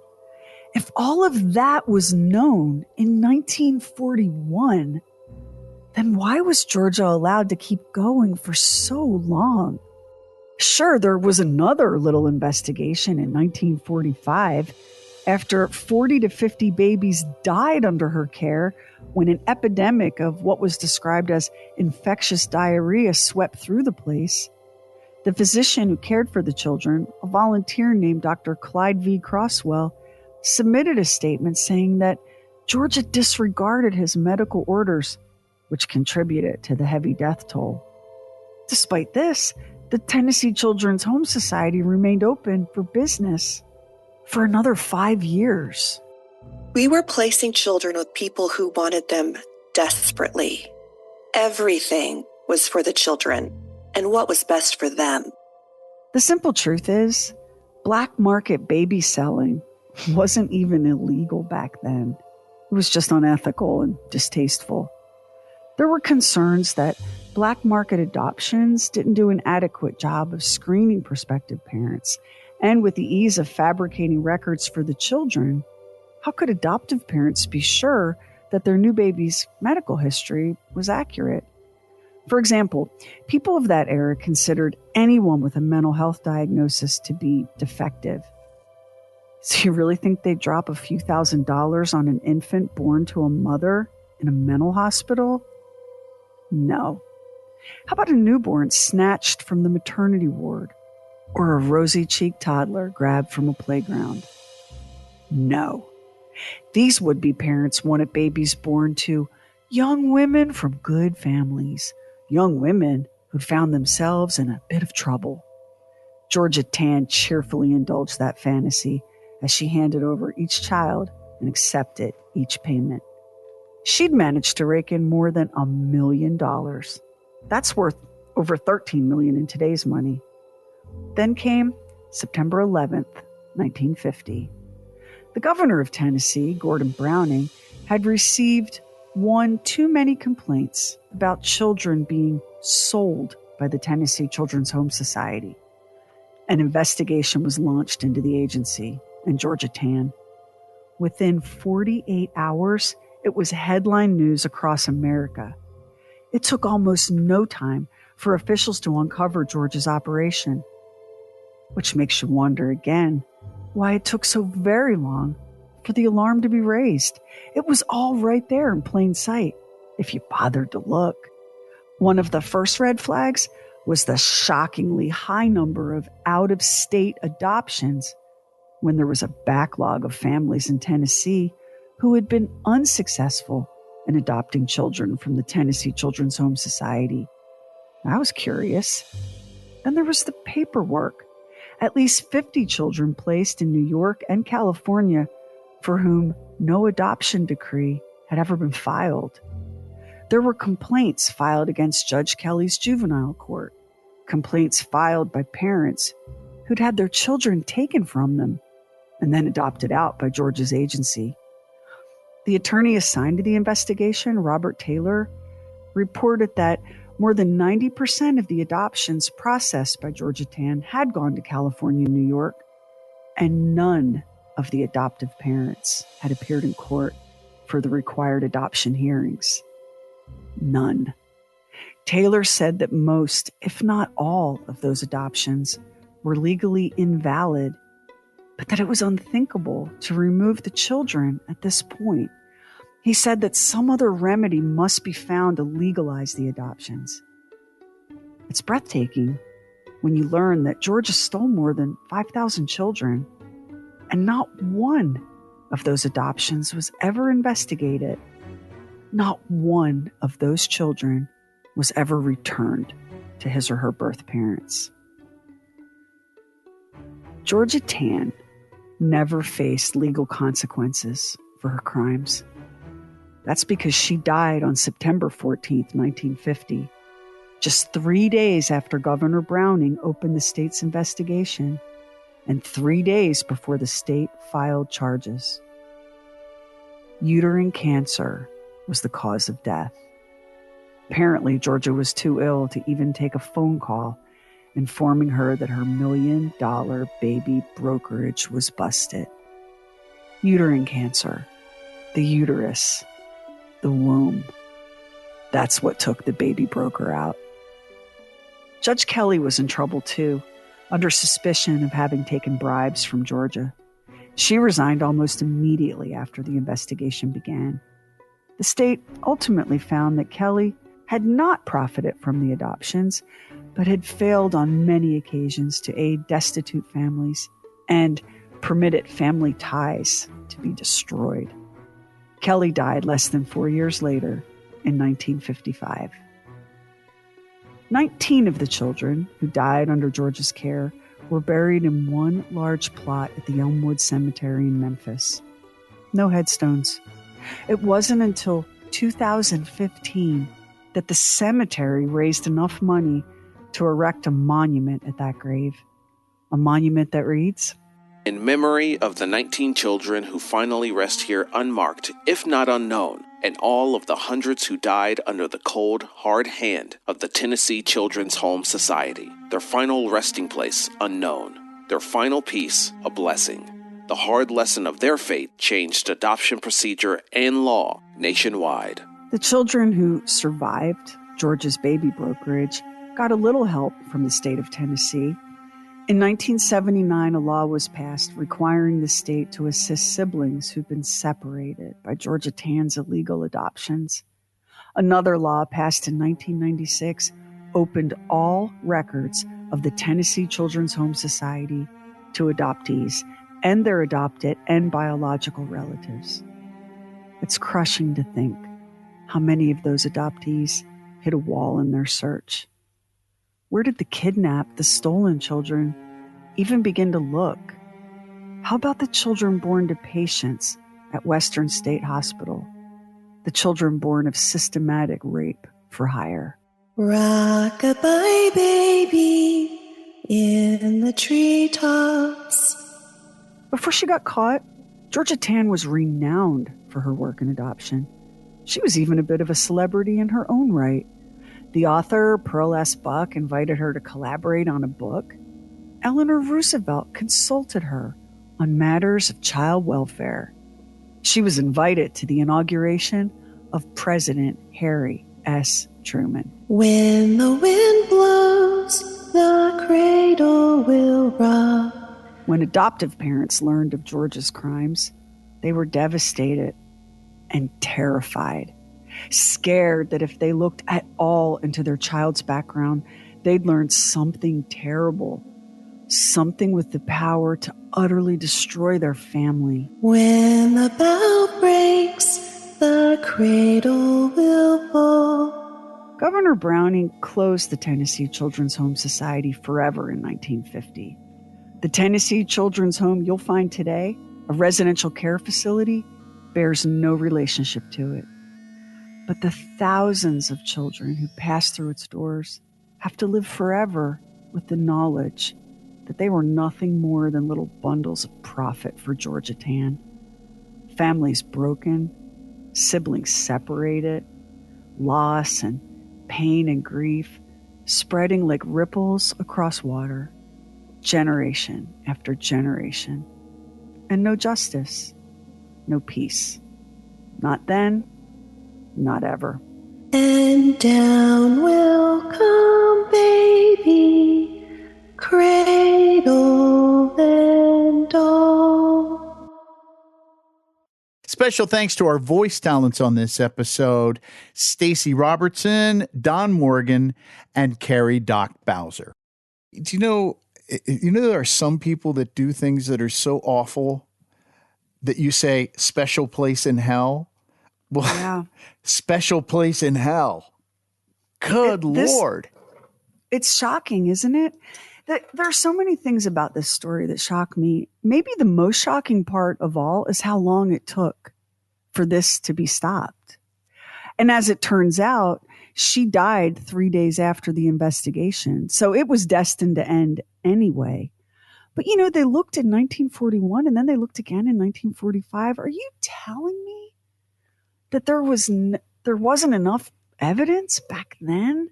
And I know that black market baby selling wasn't a crime, until much more recently. But doesn't that part shock you? Is it possible that people looked at it and said, well, maybe there's some things, but, people are getting children and they're getting adopted. And I don't know. I'm just wondering if people just didn't put as much value on what the children and what was happening to them.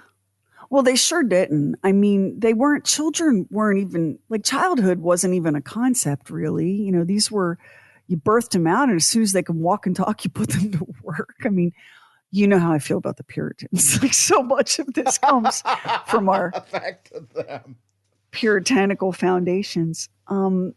It took a long, long time for this country, and I can only speak about this one, but it took a really long time for this country to address the craziness and the illegality of the adoption industry. And adoption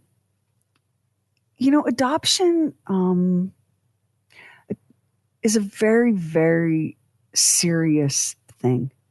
It is hard on adoptees and on people who give their children up. We have my children's father was adopted, and his story is pretty traumatic. Really is traumatic for him, traumatic for his biological mother. A lot of trauma there. And people are very casual when they talk about adoption, but adoptees would have you know that it's not casual at all. And what was happening prior to, and it's still happening in a lot of states, what was happening prior to the 1950s, if your baby was taken from you, and George stole 5,000 children, okay? If your baby was taken from you and adopted out with an amended birth certificate, they cease to exist. good luck tracking that child down. So there were and then of course the records were sealed. I mean, sealed tight, sealed. So good luck to you, right? And even today, in some states, as an adoptee, it's incredibly difficult to get access to the information that pertains to your birth in this world. I saw my children's father go through that. He had to work through an intermediary who basically had the whole file open on her desk, but she didn't disclose anything to him or to his biological mother. We had to wait for the moment when the biological mother reached out to make contact, and he had reached out to make contact, and then the intermediary put them together. There's something maddening about that for the adoptee. Like, you're like, that's my life. Like, this is me. This is who I am. What do you mean I don't have access to where I was born, who I was born to? And of course, it's all meant to protect adoptive parents and children and families. And there's a lot of good intentions in it. But, as they say, the road to hell was paved with good intentions. And if you have adoption in your family, you know what I'm talking about, that there's a lot of pain and trauma. Not always. Like in the case of Ric Flair, who we know personally, and I love the guy. He's been through it. Ric's biological brother reached out to make contact with him, and Ric was like, I don't want that. My parents who adopted me, that's my mom and dad, and I love them, and I'm going to leave it there. So every adopted person, every adoptive family, every birth parent has their own unique journey and experience. There's no one size fits all. But I think we can all agree that what Georgia Tann was doing was a racketeering crime operation. It was human trafficking. I mean, if you're stealing people's children, one of the things about adoptees, and I have 4 nieces and nephews who were adopted. And then we have a mutual friend who does a podcast, who I'm talking about, who was adopted. Yeah. And one of the things in support groups that adoptees have, despite the fact that you may have been adopted by a good and loving family, there is a lingering feeling of being rejected for whatever reason. Whether you can sort it out in your mind or not, there seems to be this underlying feeling of a rejection that a lot of them have. Can you imagine how awful it is that these children are adopted, find out they're adopted, feel like they have that, but they weren't. They were stolen. I mean, what a minefield of damage this woman did that was just, it had so many tentacles that affected so many more thousands of people than just the 5,000 children that she was involved with placing. The thing about Georgia Tann is there were so many flavors of trauma. So there were, and don't for a second think that there were not also fully above board and legal transactions happening at that time in the Tennessee Children's Home Society. Because of course, they had to have some legal in-state adoptions to Tennessee families. Otherwise, the audit would have caught them immediately, right? Mm-hmm. But you had children that were straight up kidnapped, like straight up snatched off the street. Then you had children where the birth mother was told that the baby had died, right? Then you had children that were removed from the home by Judge Kelly. And then you had children that were coming out of the Western State Hospital baby mill, where the biological mothers were psychiatric patients. And the fathers of those biological babies were whoever got his pants down fast enough. Mm-hmm. Those women were, it's unthinkable. Of all her crimes, it is unthinkable to me that vulnerable women in a psychiatric hospital setting were systematically raped and bred like cattle. Wow. Like I said, special place in hell. She's got a room of her own in hell, And so you and I were in this conversation, we know what it is like to have adoption in our families and to see the joy Right. of being able to be parents. And I mean, you saw that not one time, but 4 times, right? Mm-hmm. So, we're not anti-adoption, No, but it's certainly not simple. It's not simple. No, it's not. And Georgia Tann, it's kind of like, on the one hand, I say to myself, girl, there was justice. It was karmic justice. This woman who trafficked babies, who stole children, who tormented biological parents, who basically picked the pockets of desperate people who yearned to be a family. She got cancer of the womb. If that's not like, hey, God, can you give me a sign? Like, really, is that not a Greek tragedy level detail to you? I mean, if you wrote it that way, you would say, "Oh, that's hokey." That's too much. Yeah. And there are some books. Obviously, there are books. There's a Lifetime movie. There's a novel called Before We Were Yours. That's a fictional kind of telling of the Georgia Tann story. There's so much incredible information out there, and people that are working with what they call the Georgia Tann babies, all of whom, my God, many are gone.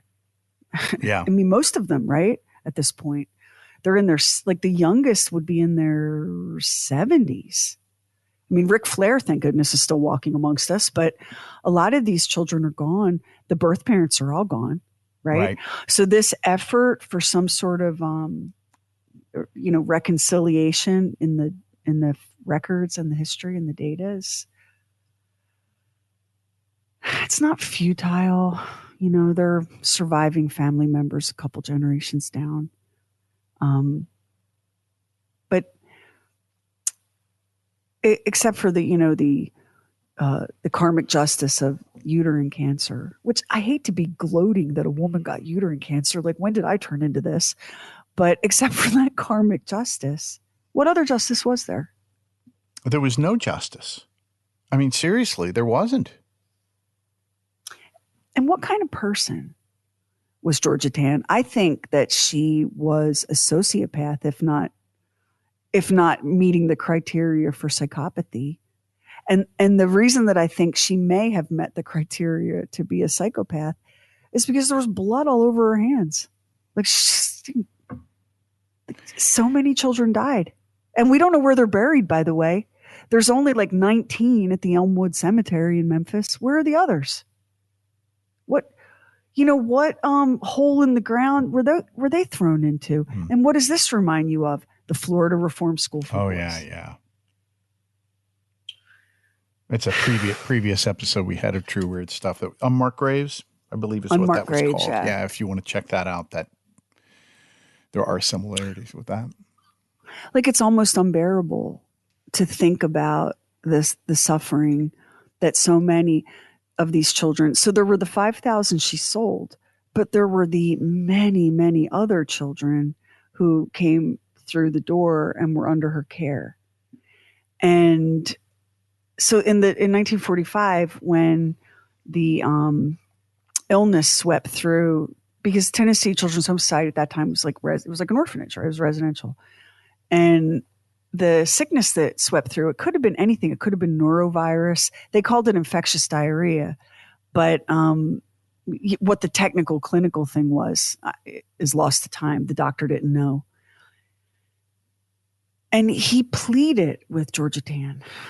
And he was a volunteer, like a member of the community, volunteering his medical service for the sake of these orphaned children and children looking for foster care. He begged Georgia Tann to take the steps necessary to slow the spread of the infection and to keep these children from becoming so sick that they died. And she was like, yeah, I don't think so. And so dozens of babies died. And a horrible death, by the way. So you might have said, well, she was just greedy and that's why she did it. But she's truly, it's sinister behavior. I mean, just to think about that. It does feel like there's something more than greed at play here. There's an utter callous indifference to life. So there's that. And then there's greed. And there were plenty of greedy people with their hand out. You heard what I said. Like, the people on her payroll were police officers and social workers and medical personnel. How do you think she'd know that that a poor woman had just given birth? She got a phone call from the hospital. You know, everybody was on the take. It makes you wonder what kind of a mind devises some way to prey upon somebody in such a way as to go, oh, well, if this is what the situation is, I'll bet I can personally profit in this way. What kind of a mind is wired like that? Because you and I, we're not wired that way. I've spent a lot of time thinking about Georgia Tann, and I'm really glad that this is one equation I can't find my way through. You know, like, I've gone back and forth from, well, you know, she's a sociopath, devoid of empathy. Other people are like, she's the main character, and other people are background scenery. They're not real to her in the way that she herself is real. But that only takes you so far. And I'll remind you, if you've already forgotten in the midst of all this horror, that Georgia and her lover and partner, Ann, raised 2 children together. An adopted daughter named June that she adopted, I think, in Mississippi, and Ann's son, who, you know, who knows? Having a baby out of wedlock was such a sin back then that, you know, people would lie. So she was a mother, but I don't think she was a mother. You know what I'm saying? I think Ann was a mother, and Georgia was a presence. And that daughter, June, also died of cancer pretty young, like in her 40s. So there's just tragedy in all directions here. And of course, you can't find a lot of the birth mothers because they were poor, and poor people don't have any clout, not now and not then. Nobody, the judge, they went to the police, cop was on the take. They go to juvenile court, they petition the judge. The judge is part of this. Like, Georgia Tann missed her calling. If she'd been born just a little bit sooner, she would have made a hell of a gangster during Prohibition. It does make you wonder that nobody in that chain there seemed to feel any conscience about this. I mean, she wasn't the only one. I mean, I think it was greed and the fact that she's a complete psychopath or a sociopath or whatever in that way. Were all the rest of these people sociopaths, or were they just greedy? Well, let's look at the 2 women who handled the New York and California adoptions, right? Those 2 women, the picture they had of what Georgia was doing is very different, because they would take 4 to 6 babies at a time. And let's talk about Walton, who worked California. So she would get on the plane with a half a dozen babies. Do not ask me how. I've flown with 2, and I can't believe I'm not in jail. They were bringing 6 babies in the car, and I went, "Oh boy, I'm glad I wasn't in that car." Yeah. So she's got these 6 babies, and she's posted up at a nice, because everything, when you're selling to wealthy people and movie stars, they want to buy their version of events. So they don't want anything untoward or back alley or sketch in any way. So Walton would post up at a really, really lovely hotel in Los Angeles, really nice, with these babies. And the only baby that the prospective parents would see or meet was the one that Georgia had designated for them. They had no idea that there was inventory on hand, that they could have shopped and browsed and maybe picked another baby. For Walton, in that environment, here's what she sees. This baby, born to a psychiatric patient, dirt poor, no prospects. There's no future for this child. Or this child could be adopted by these movie stars and live a life beyond your wildest dreams. Isn't Georgia Tann a saint for giving this infant who comes from nothing, less than nothing, a chance to live in this world. That's how I think they slept at night. What do you think? There has to be some kind of a rationalization that you can find in that you can live with. So perhaps that's what it is. But I find it difficult to believe that they didn't know where these babies were coming from. I mean, they're pretty close to her, unless she had woven some kind of a tale or something. But they had to have, they knew. They had to have known something, you think? I think they knew.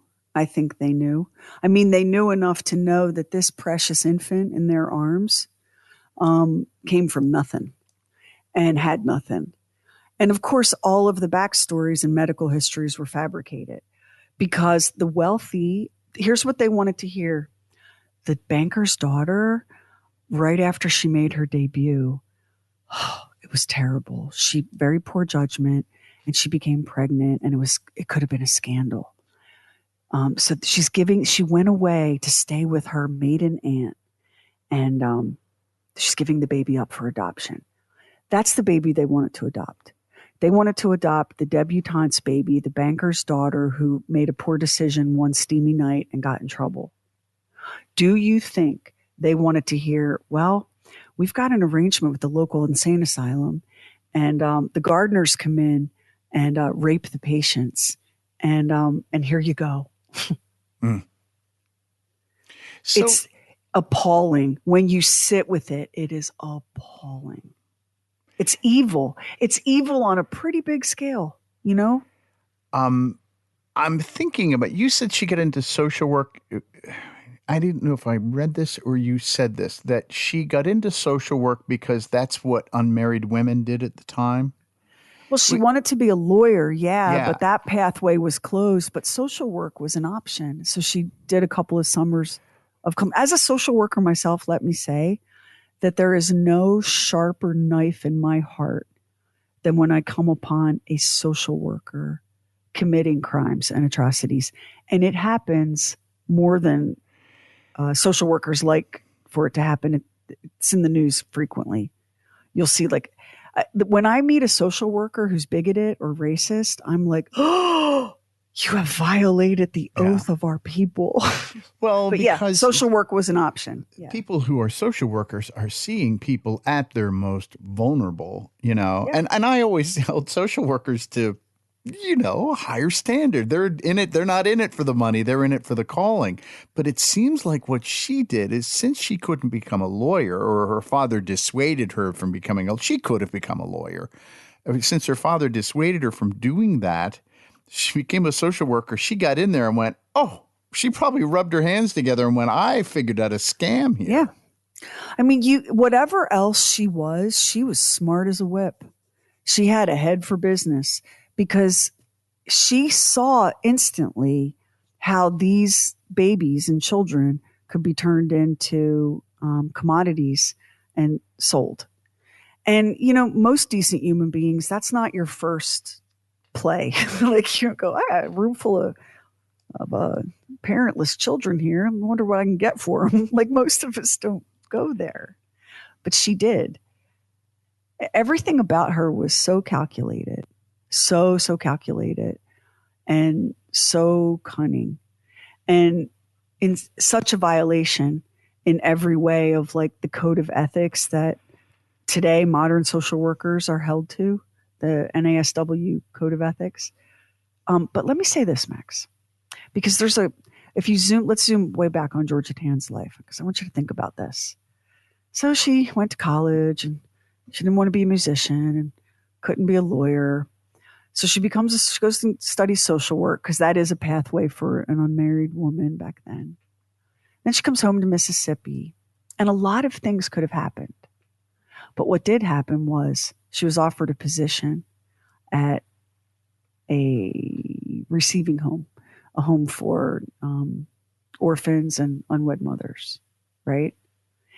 If she had been offered another job somewhere else, let's say she got offered a job at the newspaper, or maybe the fact that she wanted to be a lawyer, her dad had some connections, maybe she gets a job at a law firm. And then history takes a completely different turn. But she got a job in an orphanage in the Mississippi Children's Home Society. And that's where it all began. But I do believe, so this wouldn't have happened, but I do believe if she had become a lawyer, that she's still who she is. She's still what she is. She's still going to find some sort of way to play the system in some sort of illegal way, taking advantage of vulnerable people, even in that situation. It's not like if she became a lawyer, she would have been, she is the way she is. I always wonder about this with people in drug cartels or the mob or something like that, and they have all this elaborate business plan set up where you're paying all these people off and everything else. And the thing that I always think is, if you would have taken that doing something legal, you probably would have made as much or more money doing that rather than doing this. My father was a criminal, not a very good one because he got caught, but he was a criminal, and because I used to say to him, because it finished the job of destroying us that he began just by being violent and abusive and mentally unstable. But I used to say to him when I was a teenager visiting him in jail, like, why, if you could do all of that, why didn't you just get a really great job? And his attitude was, that's for suckers. I suppose that was her attitude as well. Maybe, yeah. Maybe. You know. Maybe. This, it's weird. This is, again, one of those stories that you could do 6 episodes and just work on a facet of her. And that's not what we do here, but there is, if you are so inclined and if this has made you curious, let me give you some books that you might want to look at. I really enjoyed the novel Before We Were Yours. I thought sometimes literature, sometimes fiction is the best way into a true story, because you become the characters, you climb inside their footsteps and inside their shoes, and you get to feel and experience some of what they felt and experienced. So let me recommend the book Before We Were Yours. That's a novel by Lisa Wingate. An incredible book called The Baby Thief, which I think you would also enjoy. And that one is by Barbara Raymond. And then you might want to read Taken at Birth by Jane Blasio. There's some movies too based on this unspeakable true story. I don't know where you can necessarily watch these because stuff comes in and out of the streaming platforms. But back in 1982, they made a movie called Missing Children, A Mother's Story, that was very loosely based on Georgia Tann and the Tennessee Children's Home Society. If you're a fan of Unsolved Mysteries, they did an episode in December 1989 about Georgia Tann. In 1993, there was a made-for-TV movie called Stolen Babies. And I think if you have Google Play, I think you might be able to see that on Google Play. And just remember that when you're watching the movies, that they're lightly fictionalized. And so and of course, it's hard to tell 5,000 children's story. So they kind of narrow in here and there. In Stolen Babies, which was done in 1993, do you know the actress Leah Thompson from Back to the Future? Yeah. Well, she's in that along with Mary Tyler Moore.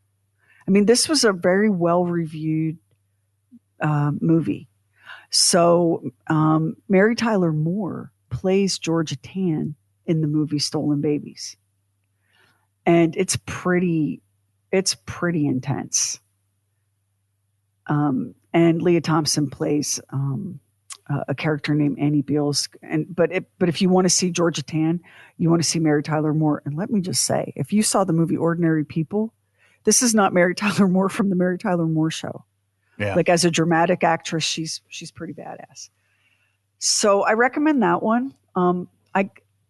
I think my favorite of all of the things that have come out is the novel Before We Were Yours. That one was just such a gut punch. So, yeah, I think that. And Ric Flair does mention this in his book. He does, yeah. It's a chapter called Black Market Babies, or Black Market Baby. He's done some interviews about it later in life. He's done some interviews about it, and he's very clear that his mom and dad are his mom and dad. And that's the end of that. And, you know, a lot of adoptees make that decision. Right. A lot do. And a lot do what my children's father did. And they want to know who they are and who their people are and where they come from. And there's no right or wrong, right?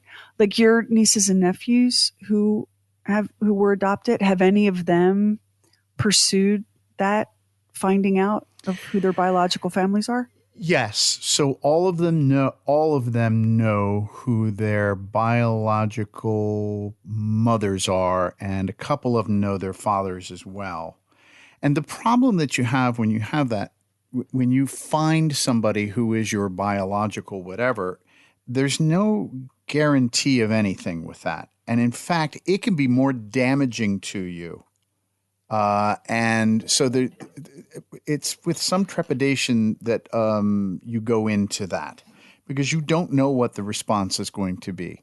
The friend that we have in common did find his biological mother, and he ended up having a relationship with her till the end of her life, and had a good relationship with her. His father was long dead. But he had a sister who found her biological mother, got in touch with her, and she was still her mother's dirty little secret, and it threw her into a tailspin, because it made that feeling of not being wanted even worse. So you don't know what's going to happen. Well, I'll share this only because I have shared it in the past on our one of our other podcasts for our radio show. But so my children's father was adopted. His mother got pregnant as a teenager in high school with her high school boyfriend, and her family just wasn't having it. And they sent her away to a home in another state for unwed mothers, and she gave birth there. And then she was not permitted to speak of it. She was not permitted to grieve it. And she really struggled. It took her a decade after she grew up and got married. It took her a decade to tell her husband that she had given a baby up. And so here is where the invisible strings come in. This has always given me goosebumps, because sometimes you think, man, you know, my life is a crazy clown car. But when I step back from it, in a weird way, it makes sense. The connections, everything lines up. Like, I may not love where I am, but it's obvious I'm where I'm supposed to be. And you can call that faith, or you can call that karma or destiny, or just blind luck or whatever. But here's something to know about my children's father. So when he reconnected with his birth mother, a beautiful relationship was formed between him and her family and our children and her husband. It was lovely. It was very nice. His biological father was contacted and made it clear that he wanted nothing to do with this. He fully and completely rebuked the process, which, to your point, Max, was incredibly painful. But here we go. So this teenage girl is in this home for unwed mothers in another state, hundreds and hundreds of miles from home, alone. And she gives birth. They will not allow her to hold the baby. They won't even really allow her to see the baby, but they do allow her to name the baby. And so she does. And about 5 days later, the adoptive parents come in and take custody of the infant. And they name the baby too. Now, they don't know that the biological mother has named the baby, okay? They are not aware of this. The secrecy around adoptions, and this would have been like many years ago. So in all this secrecy and subterfuge and paperwork and everything, Bio mom has named the baby. 5 days later, the adoptive parents come and they name the baby. And what we found out many, many, many years later is that his birth mom named him for his biological father. And just by the most wonderful goosebump, whatever chance, his adoptive parents named him the same name. What are the odds? Wow. There are a lot of boys' names. Yeah. There are a lot of boys' names. So he was basically destined to be that name and that person one way or the other, right? It was his biological father's name. It was the name his birth mother gave him. It was the name his adoptive parents gave him. That's his name. I always thought that was such an intriguing little detail. It is. Yeah. So it is hard to be a person. It is so complicated. It is so complicated. And even when we're trying our best, I swear we make such a mess of things. And Georgia Tann never lived one moment as an adult where she was trying her best. If you listen to us on Apple Podcasts, hit the plus button in the top right corner, and now it helps an independent podcast like ours to get discovered. And we really appreciate it if you subscribe, rate, and review True Weird Stuff. Hit our website, trueweirdstuff.com, for show notes and photos and videos when we have it, and bonus content. Everything True Weird is waiting for you at trueweirdstuff.com. And follow True Weird Stuff on Instagram. True Weird Stuff is a Now Media production. Our executive producer is Anthony Garcia. The show is written and hosted by me, Sherry Lynch, along with my deeply weird director, Max Sweeten. Our equally odd producer is Carrie Bowser. Additional production by the mysterious Stephen Call. Our digital witch and social media cult leader is Heather Furr. Original graphics by Kevin Nash. Original artworks by Olivia Axlin. True Weird original music composed and performed by Jack Griffin and Zane Nash. Copyright 2025 Now Media. All rights reserved. All wrongs remembered.